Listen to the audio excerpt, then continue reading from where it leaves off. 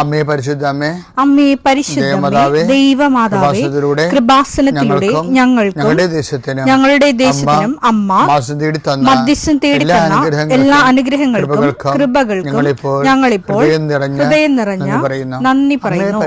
അമ്മേ പരിശുദ്ധമ്മേ ദൈവമാതാവേ, 2004 ഡിസംബർ 7 ഉച്ചകഴിഞ്ഞ് 2:30 കൃപാസനത്തിൽ സംഭവിച്ച അമ്മയുടെ പ്രത്യക്ഷപ്പെടലിനെ തിരുസഭയ്ക്ക് സമർപ്പിച്ചിരിക്കുന്ന പഠനരേഖകളുടെ മേൽ സഭാത്മകമായ പഠനം ആരംഭിക്കുവാൻ ഞങ്ങൾ പ്രാർത്ഥിക്കുന്നു. അമ്മേ പരിശുദ്ധമേ, ഭൂസ്വർലോകങ്ങളുടെ രാജ്ഞിയായ അങ്ങേയ്ക്ക് ഭൗമസംരക്ഷണത്തിനായി പ്രപഞ്ചപ്രകൃതിയെ തന്നെ തിരുസഭ പ്രതിഷ്ഠിക്കുവാൻ ഈ പ്രത്യക്ഷീകരണം വഴി ഇടയാക്കണമേ. പരിശുദ്ധമേ, ജപമാല മാതാവേ, സകല കൃപാസനം പ്രാർത്ഥനയോടും ചേർത്ത് ഞങ്ങളിപ്പോൾ പ്രാർത്ഥിക്കുന്ന ഈ കുടുംബത്തിന്റെ പ്രത്യേക നിയോഗം പറ മക്കളെ.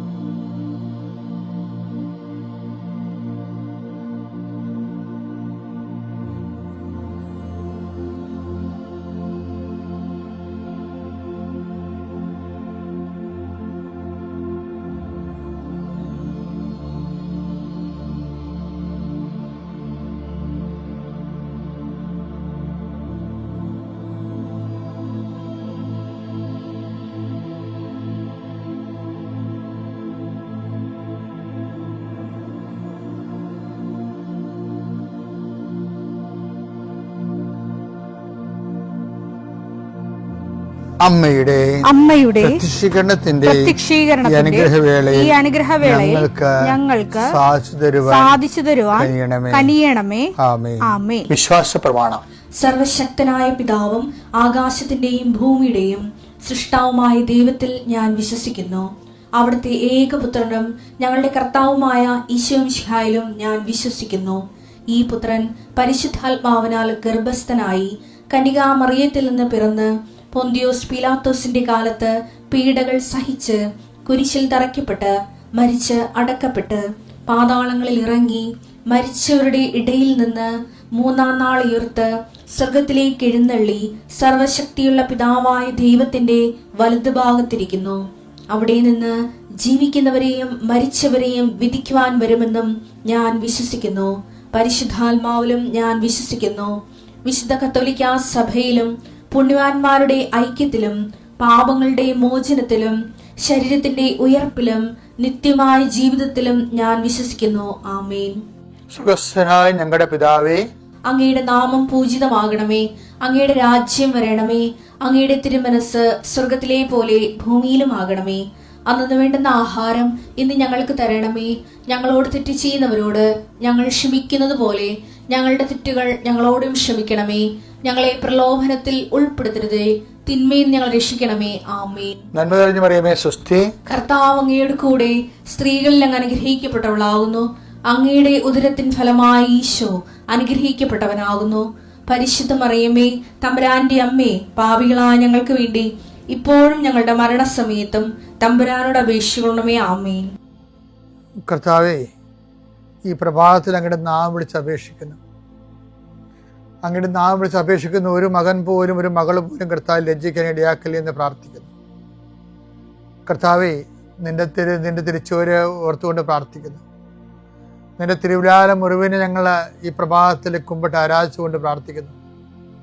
കർത്താവേ, ഞങ്ങൾക്ക് വേണ്ടി ക്രൂശിക്കപ്പെട്ടവനെ, ഞങ്ങൾക്ക് വേണ്ടി തിരുവിലാൽ മുറിവേറ്റവനെ, കർത്താവേ, ഞങ്ങൾക്ക് വേണ്ടി മുൾക്കട ചൂടിയവനെ, കർത്താവേ, നിന്റെ നാമം വിളിച്ചപേക്ഷിക്കുന്ന ഈ ഭാരപ്പെട്ട മക്കള്, കർത്താവേ, ഇന്ന് ഏറ്റെടുക്കേണ്ട ഉത്തരവാദിത്തങ്ങൾ, അധ്വാനിക്കുന്നതിനും ഭാരം വഹിക്കുന്നതിൻ്റെയൊക്കെ വരിക ഞങ്ങളെ ആശ്വസിപ്പിക്കാൻ നടത്തിയ കർത്താവേ, നിന്റെ ആശ്വാസം അക്ഷരാർത്ഥത്തിൽ ഈ പ്രാർത്ഥന കൊണ്ട് ഞങ്ങളുടെ മക്കളെ അനുഭവിക്കാൻ ഇടയാക്കണം പ്രാർത്ഥിക്കുന്നു. ഏത് കാര്യത്തിന് വേണ്ടിയാണോ, ഏത് കാര്യത്തിന് വേണ്ടി അങ്ങനെ മക്കൾ ഇപ്പോഴും ഭാരപ്പെട്ടിരിക്കുന്നത്, ആ വിഷയത്തിൽ കർത്താവ് ഇന്ന് രാത്രി 7 മണിക്കുള്ളിൽ ഒരു പരിഹാരം ഉണ്ടാകാൻ വേണ്ടി പ്രാർത്ഥിക്കുന്നു. ആ സാമ്പത്തിക വിഷയമാകാം, കോടതി കേസാകാം, വസ്തു വിൽപ്പനയോ വാങ്ങലോ ആകാം, അല്ലെങ്കിൽ പ്രതീക്ഷിച്ചുകൊണ്ടിരിക്കുന്ന ഒരു കത്താകാം, അല്ലെങ്കിൽ ഒരു ഇമെയിലാകാം, അല്ലെങ്കിൽ ഒരു അനുവാദമാകാം. എന്താണ് ഈശോ തടഞ്ഞു നിർത്തിയിരിക്കുന്നത്?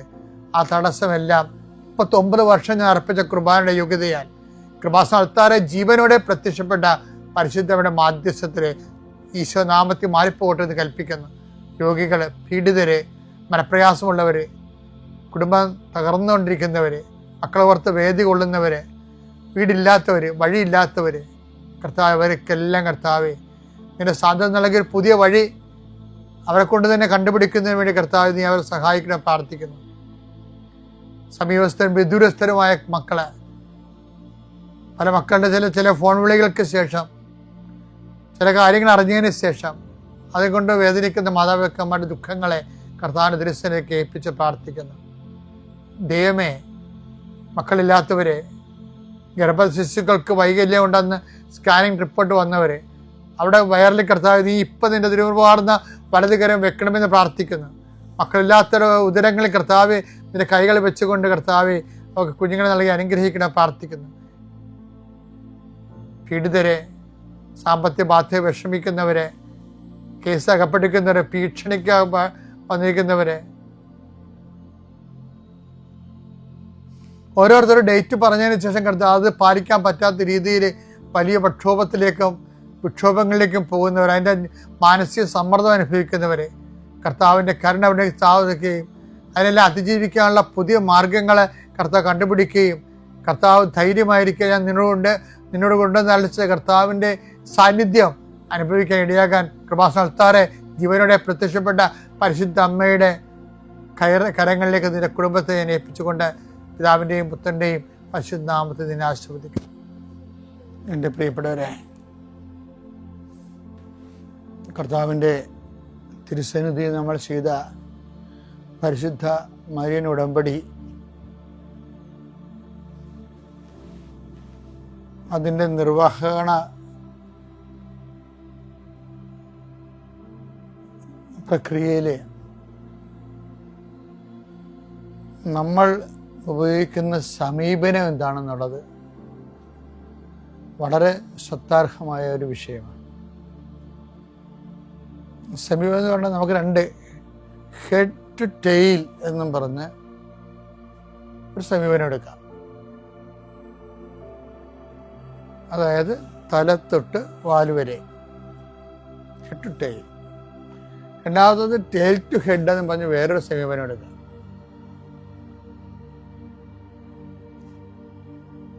വാല് തൊട്ട് അല്ലെങ്കിൽ വയറ് തൊട്ട് തലവരെ. അപ്പം അത് ശരിക്കും ഉടമ്പടി വരുമ്പോൾ എങ്ങനെ വരും എന്ന് വെച്ച് കഴിഞ്ഞാൽ നമുക്കറിയാമല്ലോ, ഈ റിജക്ഷൻ റേറ്റ് കൂടുതലായിരിക്കും. ഈ ബെല്ലി ടു ഹെഡിലേക്ക് വന്നാൽ റിജക്ഷൻ റേറ്റ് കൂടുതലായിരിക്കും. അതിനകത്ത് നമ്മൾ ഹെഡ് ടു ടെയിൽ എന്ന് പറയുമ്പോൾ വാ തൊട്ട് വാല് വരെ വരുമ്പോൾ അത് നമുക്കറിയാം ഭക്ഷണം സഞ്ചരിക്കണ വഴിയാണ്. ഭക്ഷണം സഞ്ചരിക്കണത്, നമ്മൾ കഴിക്കണത്, ആഹാരം കഴിക്കണത് ബോഡി അക്സെപ്റ്റ് ചെയ്യലേ വരണേ. അത് തലേന്ന് താഴേക്കാണ് പോരണത്, അക്സെപ്റ്റ് ചെയ്യുന്നത്. ഇനി റിജക്റ്റ് ചെയ്യണത് എന്താണ്? വയറിലേന്ന് വായിലോട്ട് വരും, ഛർദില് ഒക്കെ റിജക്ഷനാണ്. ആഹാരം റിജക്റ്റ് ചെയ്യണത് വായിലൂടെയും വയറിൽ നിന്ന് വായിലൂടെയും, ആഹാരം കഴിക്കുന്നത് വായിൽ നിന്ന് വയറിലേക്കുമാണ്. ഇത് തന്നെയാണ് അപ്രോച്ചിൻ്റെ ഒരു പ്രശ്നമുണ്ട്. റിജക്ഷൻ, ഛർദി എന്ന് പറഞ്ഞാൽ റിജക്ഷൻ അല്ല, ആഹാരം റിജക്റ്റ് ചെയ്യല്ലേ. ഇതുപോലെയാണ് നമ്മുടെ ഉടമ്പടിയിലെ ഒരു സമീപനം വെച്ചാൽ, ദൈവത്തിന് തല എന്ന് പറഞ്ഞാൽ ദൈവം. അപ്പം ദൈവത്തിന് പ്രാധാന്യം കൊടുത്ത് വേണം നമ്മൾ നമ്മുടെ ആവശ്യങ്ങളെക്കാൾ ഉപരി ദൈവത്തിന് പ്രാധാന്യം കൊടുത്ത് വേണം നമ്മൾ ഉടമ്പടി. കാര്യം ഉടമ്പടിയിലുള്ള എന്താണ്? അവൻ പറയുന്നത് പോലെ ചെയ്തു കൊള്ളാമെന്നല്ലേ. അപ്പം ചെയ്തു കൊള്ളാമെന്നുള്ളത് ചെയ്യണത് ആരാണ്? നമ്മളാണ്. പക്ഷെ ആദ്യം പറയുന്നത് എന്താണ്? അവനാണ് ആദ്യം. അപ്പം പ്രയോറിറ്റി ദൈവത്തിനാണ്. അവൻ പറയുന്ന പോലെ ചെയ്തു കൊള്ളാം. അപ്പം ചെയ്യണം നമ്മൾ, പ്രയോറിറ്റി ദൈവത്തിനാണ്. അപ്പം അതുകൊണ്ടാണ് ഈശോ പറഞ്ഞത്, ആദ്യം നിങ്ങൾ മത്തായി 6:33. നിങ്ങൾ ആദ്യം അവിടുത്തെ രാജ്യം അതാണ് ഹെഡ്. അവിടുത്തെ നീതിയും അന്വേഷിക്കുക. അതോടൊപ്പം മറ്റുള്ളവയെല്ലാം നിങ്ങൾക്ക് ലഭിക്കും. അപ്പൊ അത് അക്സെപ്റ്റ് ചെയ്യുകയാണ്. ഇനി ഇത് റിജക്ട് ചെയ്യണമെന്ന് വെച്ച് കഴിഞ്ഞാൽ ആദ്യം ആൾക്കാരെ അടയാളങ്ങൾ അന്വേഷിക്കും. അപ്പം റിജക്ഷൻ വരും. കർത്താവ് പറഞ്ഞില്ലേ, നിങ്ങളെ അടയാളങ്ങൾ കണ്ടത് കൊണ്ടാണ് എനിക്ക് മറ്റു സ്ഥലങ്ങളിലെയും പ്രസംഗിക്കേണ്ടിയിരിക്കുന്നതെന്ന് പറഞ്ഞുകൊണ്ട് കർത്താവിൻ്റെ അപ്പം വർദ്ധിപ്പിച്ച ദിവസം രാത്രി പകല് ആൾക്കാർ വന്നപ്പോൾ ആൾക്കാരെ റിജക്ട് ചെയ്യണില്ലേ? യോഹന്നാൻ 6:26. സത്യം സത്യമായി ഞാൻ നിങ്ങളോട് പറയുന്നു, അടയാളങ്ങൾ കണ്ടതുകൊണ്ടല്ല അപ്പം ഭക്ഷിച്ച് തൃപ്തരായതുകൊണ്ടാണ് നിങ്ങൾ എന്നെ അന്വേഷിക്കുന്നത്. അപ്പൊ എന്നിട്ട് നമുക്ക് മറ്റു സ്ഥലങ്ങളിലേക്ക് പോകാമെന്ന് പറയും. അവിടെയും എനിക്ക് പ്രസംഗിക്കേണ്ടിയിരിക്കുന്നു. നമുക്കൊരു ചെറിയൊരു സംഭവം കാണാം. അതായത് കർത്താവിൻ്റെ അടയാളങ്ങൾ ലഭിച്ച ആൾക്കാരുണ്ട്. രോഗം സുഖപ്പെടുത്തിയവർ, അപസ്മാര രോഗം സുഖപ്പെടുത്തിയവർ, പിശാച് ബാധിച്ച് മാറ്റിയവർ, ഇങ്ങനെ കുറേ അനുഗ്രഹാനുകൂല്യം ലഭിച്ച ആൾക്കാരെ വീണ്ടും കർത്താവിൻ്റെ തിരക്ക് വരും. അപ്പോൾ കർത്താവ് റിജക്റ്റ് ചെയ്യും. അപ്പോൾ അതറിയണമെങ്കിൽ നമുക്ക് മർക്കോസിന്റെ 1:32, 33, 34 വായിക്കണം. അന്ന് വൈകുന്നേരം സൂര്യാസ്തമയമായപ്പോൾ രോഗികളും പിശാച് ബാധിതരുമായ എല്ലാവരെയും അവർ അവന്റെ അടുത്ത് കൊണ്ടുവന്നു. നഗരവാസികളെല്ലാം വാതിൽക്കൽ സമ്മേളിച്ചു. വിവിധ രോഗങ്ങൾ ബാധിച്ചിരുന്ന വളരെ പേരെ അവൻ സുഖപ്പെടുത്തി അനേകം പിശാചുക്കളെ പുറത്താക്കി. പിശാചുക്കൾ തന്നെ അറിഞ്ഞിരുന്നതുകൊണ്ട് സംസാരിക്കാൻ അവരെ അവൻ അനുവദിച്ചില്ല. അതിരാവിലെ അവൻ ഉണർന്ന് ഒരു വിജന സ്ഥലത്തേക്ക് പോയി. അവിടെ അവൻ പ്രാർത്ഥിച്ചുകൊണ്ടിരുന്നു. ശിമയോനും കൂടെ ഉണ്ടായിരുന്നവര് അവനെ തേടി പുറപ്പെട്ടു. കണ്ടെത്തിയപ്പോൾ അവർ പറഞ്ഞു, എല്ലാവരും നിന്നെ അന്വേഷിക്കുന്നു. അവൻ പറഞ്ഞു, നമുക്ക് അടുത്ത പട്ടണങ്ങളിലേക്ക് പോകാം.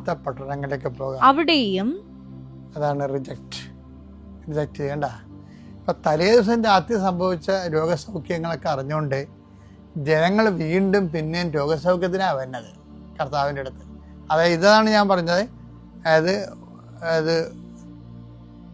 ഹെഡ് ടു ടെയിൽ എന്ന് ഞാൻ പറഞ്ഞില്ലേ, ദൈവത്തിൽ നിന്ന് വിഷയങ്ങളിലേക്ക് വരാം നമുക്ക്. പക്ഷെ വിഷയങ്ങളും ദൈവത്തിലേക്ക് പോകാൻ പാടായിരിക്കും. ആൾക്കാർക്ക് ചിലപ്പോൾ വിഷയങ്ങളൊക്കെ ദൈവത്തിൽ പോകത്തില്ല. ആൾക്കാർ രോഗശാന്തി കഴിഞ്ഞ രാത്രി രോഗശാന്തി കിട്ടിയ ആൾക്കാർക്ക് വീട്ടിൽ പോയി കിടന്നിറങ്ങുകയും ദേ ഡസൻ വാണ്ട് ഗോഡ്, ദൈവത്തിന് അവർക്ക് ആവശ്യമില്ല. അതുകൊണ്ടാണ് ഈശോ പറഞ്ഞത് അവർ റിജക്റ്റ് ചെയ്യണത്. ദൈവത്തിന് ആവശ്യമില്ലാതെ അനുഗ്രഹങ്ങൾ മാത്രം ആവശ്യപ്പെട്ട റിജക്ഷൻ്റെ സാധ്യതയുണ്ട്. അതാണ് ഈശോ പറയണത്. അതാ 1:38 വായിച്ചേ, മർക്കോസ് 1:38 വായിച്ചേ. അവൻ പറഞ്ഞു നമുക്ക് അടുത്ത പട്ടണങ്ങളിലേക്ക് പോകാം. അടുത്ത പട്ടണങ്ങളിലേക്ക് അതായത് ഇവരെ വിട്ടു, വഴിയിൽ വിട്ടു. അവിടെയും എനിക്ക് പ്രസംഗിക്കേണ്ടിയിരിക്കുന്നു, അതിനാണ് ഞാൻ വന്നിരിക്കുന്നത്. ഈശോയ്ക്ക് ഇതിനെക്കുറിച്ച് വ്യക്തതയുണ്ട്. അത് നമുക്കും വ്യക്തത ഉണ്ടാകണം, സഭയ്ക്കും വ്യക്തത ഉണ്ടാകണം. ഈശോ എന്തിനാണ് വന്നതെന്ന് രക്ഷയുടെ സുവിശേഷമാണ് വന്നത്. ഈശോ എന്തിനാണ് വന്നതെന്ന് കുറച്ച് കഴിയുമ്പോൾ നമ്മൾ മറന്നുപോകും. സഭയും മറന്നു പോയി സമയത്ത് എന്തിനാണ് വന്നത്. അതിന് പകരം പിന്നെ നമ്മൾ വേറെ ഒത്തിരി കാര്യങ്ങളൊക്കെ ചെയ്തുകൊണ്ട് നടക്കും. ഈശോ അതിനാണ് ഈശോയ്ക്ക് കോൺഷ്യസ് ഉണ്ട്, അതിനാണ് ഞാൻ വന്നിരിക്കണതെന്ന്. രക്ഷയുടെ സുവിശേഷം കൈമാറാൻ, ആത്മരക്ഷയുടെ സുവിശേഷം. പക്ഷെ അതിനാണ് ഞാൻ വന്നിരിക്കണമെന്ന് നമുക്ക് ബോധമുണ്ടെങ്കിൽ നമ്മുടെ മൂവ്മെന്റ് ഹെഡ് ടു ടെയിലായിരിക്കും. അതാണ് സുവിശേഷ പ്രവർത്തകരുടെ വിജയം എന്ന് പറയുന്നത്. അവരെ എല്ലാ കാര്യങ്ങളും ദൈവത്തിന് 1-ാം സ്ഥാനം കൊടുത്തിട്ടാണ് വിഷയങ്ങൾക്കെല്ലാം 2-ാം സ്ഥാനം കൊടുക്കുന്നത്. ഉടമ്പടി ഒരു ഹെഡ് ടു ടെയിൽ മൂവ്മെൻ്റ് ആണ് നമുക്ക് അഭികാമ്യമായിട്ടുള്ളത്. എൻ്റെ പേര് ജിസ്മോൻ ജോസ്. ഞാൻ പാലാരൂപത കവയിക്കുന്ന് ഇടവകയിൽ നിന്ന് വരുന്നു. ഞാൻ ആദ്യമായി ഇവിടെ വന്ന് ഉടമ്പടി എടുക്കുന്നത് ഓഗസ്റ്റ് 2, 2025 ഞാൻ പല പ്രാവശ്യം ഇവിടെ ഓട്ടം വന്നിട്ടുണ്ട്. പക്ഷേ ഒരിക്കലും ഞാൻ ഈ കൃപാസനത്തിൻ്റെ അകത്ത് കയറിയിട്ടില്ല. ഞാനിവിടെ തൊട്ടടുത്തുള്ള മാരാരിക്കുളം ബീച്ചിൽ അവിടെ നല്ല തണലാണെന്ന് ഓർത്ത് കാറ്റ് കൊണ്ട് നടക്കുന്നതായിരുന്നു ചെയ്തുകൊണ്ടിരുന്നത്. അങ്ങനെ ഞങ്ങളുടെ ജീവിതത്തിൽ പല പല പ്രശ്നങ്ങൾ കടന്നു വരാൻ തുടങ്ങി. അപ്പോഴാണ് യൂട്യൂബിനകത്ത് കൃപാസനത്തെക്കുറിച്ച് കൂടുതൽ കാണുകയും കൂടുതൽ സാക്ഷ്യങ്ങൾ കേൾക്കുകയും ചെയ്തത്. അങ്ങനെ ഞാൻ എൻ്റെ വൈഫിനോട് പറഞ്ഞു, നമുക്ക് കൃപാസനത്തിൽ പോയി ഉടമ്പടി എടുക്കണം, എങ്കിൽ മാത്രമേ നമ്മുടെ ജീവിതം രക്ഷപ്പെടുകയുള്ളൂ എന്ന്. അങ്ങനെ ഞങ്ങൾ 2-ാം തീയതി ഇവിടെ വന്ന് ഉടമ്പടി എടുത്തു. ഞങ്ങൾ ഒരുപാട് നിയമങ്ങൾ വെച്ചു, 6 നിയമങ്ങൾ വെച്ചു. പക്ഷേ മാതാവ് അതിൽ കൂടുതൽ ഞങ്ങൾക്ക് അനുഗ്രഹം തന്നു. അതിൽ ഇപ്പോൾ ഞങ്ങൾ കുറച്ച് അനുഗ്രഹങ്ങൾ മാത്രമേ ഇവിടെ പറയുന്നുള്ളൂ. എൻ്റെ കുഞ്ഞിന് ഇൻഫ്ലുവൻസ വൈറസ് പോസിറ്റീവായി വന്നു. ആദ്യം വൈഫിനാണ് വന്നത്. വൈഫിന് വന്ന 2-3 ദിവസത്തിന് ശേഷം കുഞ്ഞിന് പോസിറ്റീവായി. അപ്പോൾ രാവിലെ അമ്മ പറഞ്ഞു, കുഞ്ഞിന് നല്ല പനിയാണല്ലോ, ആശുപത്രി കൊണ്ടുപോകാൻ പറഞ്ഞു. ഞാൻ രാവിലെ കുഞ്ഞിനെ കൊണ്ട് ആശുപത്രി ചെന്ന് നോക്കിയപ്പോൾ 103 ഡിഗ്രി പനിയുണ്ട്. അപ്പോൾ ഡോക്ടർ പറഞ്ഞു കുഞ്ഞിനെ അവിടെ ആശുപത്രി അഡ്മിറ്റ് ചെയ്യണം. അപ്പോൾ വൈഫ് വീട്ടിലെ പനി കൂടുതലായി കിടക്കുന്നതോട് ഞാൻ പറഞ്ഞു ആരുമില്ല ഹോസ്പിറ്റലിൽ നിൽക്കാനായിട്ട്. അങ്ങനെ എൻ്റെ നിർബന്ധത്തിൽ ഡോക്ടറെ വീട്ടിലോട്ട് വിട്ടു. എന്തെങ്കിലും പനി കൂടുതലാണെങ്കിൽ ഉടനെ തന്നെ തിരിച്ച് കൊണ്ടുവരണമെന്ന് പറഞ്ഞു. ഞാൻ വണ്ടിയിൽ നിന്ന് കുഞ്ഞിനെ ഇറക്കിയപ്പോൾ തന്നെ കുഞ്ഞിന് നടക്കാനോ ഒന്ന് ഭക്ഷണം കഴിക്കാനോ ഒന്ന് ഇരിക്കാൻ പോലും പറ്റുന്നില്ലായിരുന്നു. കുഞ്ഞ് കട്ടിലേക്ക് കയറി കിടന്ന് കരഞ്ഞു, അപ്പ എനിക്ക് ഒട്ടും മേല, എനിക്ക് പനി കൂടുതലാണ്, എൻ്റെ ശരീരമെല്ലാം തളർന്നു പോകുന്നെന്ന്. ഞാനപ്പോൾ പറഞ്ഞു, നമ്മൾ ഉടമ്പടി ജീവിതത്തിലല്ലേ, നമുക്ക് ഉടമ്പടി വസ്തുക്കൾ വെച്ച് അമ്മ മാതാവിനോട് പ്രാർത്ഥിക്കാമെന്ന് പറഞ്ഞ് കുഞ്ഞിൻ്റെ അടുത്ത് നിന്ന് വിശ്വാസ പ്രമാണം ചൊല്ലി മനസ്താപ്രമാണം ചൊല്ലി കുഞ്ഞിൻ്റെ നെറ്റിയിൽ കുരിശ് വരച്ച് പ്രാർത്ഥിച്ചു. അപ്പോൾ അവൾ കിടക്കുന്നതിൻ്റെ മുകളിൽ ഒരു മഴവില്ല് കണ്ടു. ആ മഴവില്ലിൽ നിന്ന് പ്രകാശരശ്മി നേരെ അവിടെ അടുത്തേക്ക് വരുന്നത് കണ്ടു. അപ്പോഴേ കുഞ്ഞ് കട്ടിൽ നിന്ന് എണീറ്റ് പറഞ്ഞു, എനിക്ക് ഛർദ്ദിക്കണമെന്ന്. കുഞ്ഞ് ഓടി വാഷ് ബേസിനിൽ ചെന്ന് നിറച്ച് ഛർദ്ദിച്ചു. അമ്മ പുറകെ ചെന്നു. ഞാൻ പറഞ്ഞു, അവളെ പിടിക്കണ്ട, അവൾ ഛർദ്ദിച്ച് വന്ന് കിടന്നോളൂ എന്ന്. പക്ഷേ തിരിഞ്ഞു നിന്ന് കുഞ്ഞ് കൈകൊണ്ട് കാണിച്ചു, എൻ്റെ എല്ലാ പനിയും പോയി. ഞാൻ കിടന്നതിൻ്റെ മുകളിൽ അമ്മ മാതാവ് മഴവില്ലിൻ്റെ രൂപത്തിൽ വന്ന് എന്നെ തൊട്ടു എന്ന് പറഞ്ഞു. പിന്നെ കുഞ്ഞിനെ പനിച്ചിട്ട് പോലുമില്ല, മരുന്ന് പോലും കൊടുക്കേണ്ട ആവശ്യം വന്നില്ല. ആൻറ്റിവൈറൽ മരുന്ന് കൊടുക്കണമെന്ന് ഡോക്ടർ പറഞ്ഞ് തന്നുവിട്ട മരുന്നാണ്, അത് ഞങ്ങൾ ഉപയോഗിച്ചുമില്ല. പിന്നെ രണ്ടാമതായി അഖണ്ഡജമാല റാലിയിൽ പങ്കെടുക്കുമ്പോൾ എനിക്ക് നടക്കാനൊന്നും പറ്റുന്നില്ലായിരുന്നു. എനിക്ക് വയറിൽ നിന്ന് കാലിലോട്ട് നല്ല വേദനയായിരുന്നു. പിന്നെ എൻ്റെ കഴുത്തിലൊരു മുഴയുണ്ടായിരുന്നു. ഞാൻ റാലി കൂടി പ്രാർത്ഥിച്ച് നടന്നു, ജപമാല ചൊല്ലി. ആ റാലി കൂടി 2-ാമത്തെ ദിവസം എൻ്റെ കഴുത്തിലെ മുഴയും പോയി, വയറിൻ്റെ വേദനയും പോയി. എനിക്ക് സുഖമായി നടക്കാം, ഒരു പ്രശ്നവുമില്ല. പിന്നെ ഒക്ടോബർ 7 എന്നൊരു ഡേറ്റ് ഞങ്ങളെ കാണിച്ചു തരുന്നുണ്ടായിരുന്നു. അങ്ങനെ ഒരു ദിവസം രാവിലെ ഡെയിലി ബ്രെഡ് കൂടുമ്പോൾ ജോസഫ് അച്ഛൻ ഞങ്ങളുടെ കുറേ കാര്യങ്ങൾ, ഞങ്ങൾ വെച്ച നിയോഗത്തിലെ കാര്യങ്ങൾ അച്ഛൻ അതിലൂടെ പറഞ്ഞു. അത് ഞാൻ എൻ്റെ വൈഫിൻ്റെ കൊടുക്കും, വൈഫ് പറയും. ആദ്യം തന്നെ പരിശുദ്ധ അമ്മ പ്രത്യക്ഷപ്പെട്ട അൽത്താരി സാക്ഷ്യം പറയാൻ അനുഗ്രഹം നൽകിയതിന് അമ്മയ്ക്കും തിരുക്കുമാരനും കോടാനുകോടി നന്ദി. എനിക്കും എൻ്റെ ഹസ്ബൻഡിനും ഹ്യൂമൻ പാപ്പിലോമ വൈറസ് എന്നൊരു വൈറസ് ഞങ്ങളുടെ ശരീരത്ത് വന്നത് മൂലം ഞങ്ങളുടെ ജെനിറ്റൽ ഏരിയയിൽ അരിമ്പാറകളും മുഴകളും സിസ്റ്റുകളും എല്ലാം ഉണ്ടാകാൻ തുടങ്ങിയായിരുന്നു. ഞങ്ങൾ കുറേ ഹോസ്പിറ്റൽ വഴി കയറി ഇറങ്ങി നടന്നു. ഒരുപാട് കാശ് ഇതിനു വേണ്ടി ഞങ്ങൾക്ക് ചിലവായി. ഞാനൊരു വെറ്റിനറി ഹോസ്പിറ്റലിലാണ് വർക്ക് ചെയ്യുന്നത്. അവിടെ സർജറി എല്ലാം പിടിച്ചു വെച്ച് കഴിയുമ്പോഴത്തേക്കും ഞാൻ പെട്ടെന്ന് എനിക്ക് ഹോസ്പിറ്റലിൽ പോകണം, എമർജൻസിയാണ്, ഇതിൻ്റെ ബുദ്ധിമുട്ടുകളും പ്രയാസങ്ങളും ആണെന്ന് അവരോട് പറയുമ്പോൾ അത് അവർക്കൊരു പ്രയാസവും ആകുന്നുണ്ടായിരുന്നു. ഞങ്ങൾ വേഗം കാരിത്താസ് പോയി കഴിയുമ്പോഴത്തേക്കും സ്കിന്നിലുള്ളത് മേലത്തെ കാരിത്താസിലും വജനുള്ളിൽ ഗൈനക്കോളജിയുമാണ് നോക്കിക്കൊണ്ടിരുന്നത്. ഒരുപാട് സിസ്റ്റുകളും മുഴകളും ഉണ്ടായിരുന്നു. അരിമ്പാറകൾ ഓരോ പ്രാവശ്യം ക്വാർട്ടർ ചെയ്ത് കഴിയുമ്പോഴത്തേക്കും അതിൻ്റെ കൂടുതലായിട്ട് 7 ദിവസത്തിനുള്ളിൽ തന്നെ ഞാൻ ആൻറ്റിബയോട്ടിക് എല്ലാം കഴിച്ചു കഴിഞ്ഞാലും ഈ എണ്ണം പെരുകിക്കൊണ്ടിരിക്കുകയായിരുന്നു. ഇതുമൂലം ഡിസ്ചാർജുകളും ഇച്ചിങ്ങും എല്ലാം ഭയങ്കര കൂടുതലായിരുന്നു. എനിക്ക് ഭയങ്കര ബുദ്ധിമുട്ടായിരുന്നു. അത് കഴിഞ്ഞ് ഞങ്ങൾ ഓരോ ആഴ്ചയിലും ഹോസ്പിറ്റലിൽ കയറി ഇറങ്ങി നടക്കാൻ തുടങ്ങി. അങ്ങനെ ഞങ്ങൾ കുറേ സാമ്പത്തിക പ്രശ്നത്തിലൊക്കെ ആയി. ഓരോ ദിവസവും 5000-4000 രൂപയൊക്കെ വെച്ച് ഒരാഴ്ച ഞങ്ങളുടെ കയ്യിൽ നിന്ന് ചിലവായിക്കൊണ്ടിരുന്നത്. മരുന്നുകൾ എടുത്തിട്ടൊന്നും ഒരു പ്രയോജനമില്ല. അവസാനം ഞങ്ങൾ ഡോക്ടർമാരോട് ചോദിച്ചു, ഞങ്ങളുടെ ശരീരത്തിൽ നിന്ന് പോകുമോ? അപ്പോൾ അവർ പറഞ്ഞു 2 വർഷത്തിന് ശേഷം ഇത് ഞങ്ങളുടെ ശരീരത്തിൽ നിന്ന് കഴിഞ്ഞിട്ടുണ്ടെങ്കിൽ ഈ വൈറസ് ക്യാൻസറിലേക്ക് ചിലപ്പോൾ സാധ്യത ഉണ്ടാവുമെന്ന് പറഞ്ഞു. അത് കേട്ട് കഴിഞ്ഞപ്പോൾ ഹസ്ബൻഡ് ഭയങ്കര സങ്കടത്തിലും ബുദ്ധിമുട്ടിലുമായി. ഹസ്ബൻഡ് ജോലിക്കൊന്നും അങ്ങനെ പോകാതെയായി. വീട്ടിലിരുന്ന് എപ്പോഴും ഇതിനെപ്പറ്റി, കാരണം വേറെ ആരോടും ചോദിച്ചു കഴിഞ്ഞാൽ ഇതെന്ത് രോഗമാണെന്ന് പോലും ആർക്കും അറിയില്ല, ഇതിനെപ്പറ്റി പറഞ്ഞു തരാനൊന്നും ആർക്കും അറിയില്ല, ഞങ്ങൾക്കും അറിയില്ല. അപ്പോൾ വീട്ടിലിരുന്ന് ഗൂഗിളിലെല്ലാം നോക്കി ഈ വൈറസിനെ പറ്റിയുള്ള എല്ലാം കേട്ട് വായിച്ച് ഭയങ്കര ഡിപ്രഷൻ പോലെ ഒരവസ്ഥയിലായി. അത് കഴിഞ്ഞ് ഹസ്ബൻഡ് ഞാൻ ജോലി സ്ഥലത്തായിരിക്കുമ്പോൾ ഓരോ പ്രാവശ്യം എന്നെ വിളിച്ച് ചോദിക്കും, എങ്ങനെയുണ്ട്, നിനക്ക് കുറവുണ്ടോ, എന്തെങ്കിലും ബുദ്ധിമുട്ടുണ്ടോ, പ്രയാസങ്ങളുണ്ടോ? അപ്പം ഞാൻ പറയും എൻ്റെ ഭയങ്കര സങ്കടത്തിലൊക്കെ ആയിരുന്നു. രാത്രി കിടന്നുറങ്ങാനോ ഒന്നും കഴിയുന്നില്ലായിരുന്നു. അവസാനം ഇപ്പം ഒരു മാതാവിൻ്റെ രൂപം വീട്ടിലുണ്ടായിരുന്നു. മാതാവിൻ്റെ രൂപം പിടിച്ച് രാത്രിയിൽ കിടന്നുറങ്ങേണ്ട അവസ്ഥ വരെയായി. അപ്പോൾ ചേട്ടൻ ഒരു ദിവസം എന്നോട് പറഞ്ഞു, നമുക്ക് കൃപാസനത്തിൽ പോയി ഉടമ്പടി എടുത്തായിരുന്നു. അപ്പോൾ ഉടമ്പടി എടുക്കാൻ ആദ്യം എന്നോട് പറഞ്ഞപ്പോൾ എന്നെക്കൊണ്ടത് പറ്റുമോ എന്നുള്ളൊരു പേടി എനിക്ക് പെട്ടെന്ന് വന്നു. മാതാവിൻ്റെ കാര്യം ആയതുകൊണ്ട് ഞാൻ അതിനകത്ത് എതിർപ്പൊന്നും പറയാൻ പോയില്ല. അപ്പോൾ ആണെങ്കിൽ ഞങ്ങൾ അതിന് മുന്നേ തന്നെ ഹോസ്പിറ്റൽ വഴി വീണ്ടും കയറി ഇറങ്ങിക്കുന്നു. ഇത് കുറയുന്നില്ല, വീണ്ടും കൂടുതലായിക്കൊണ്ടിരിക്കുന്നു.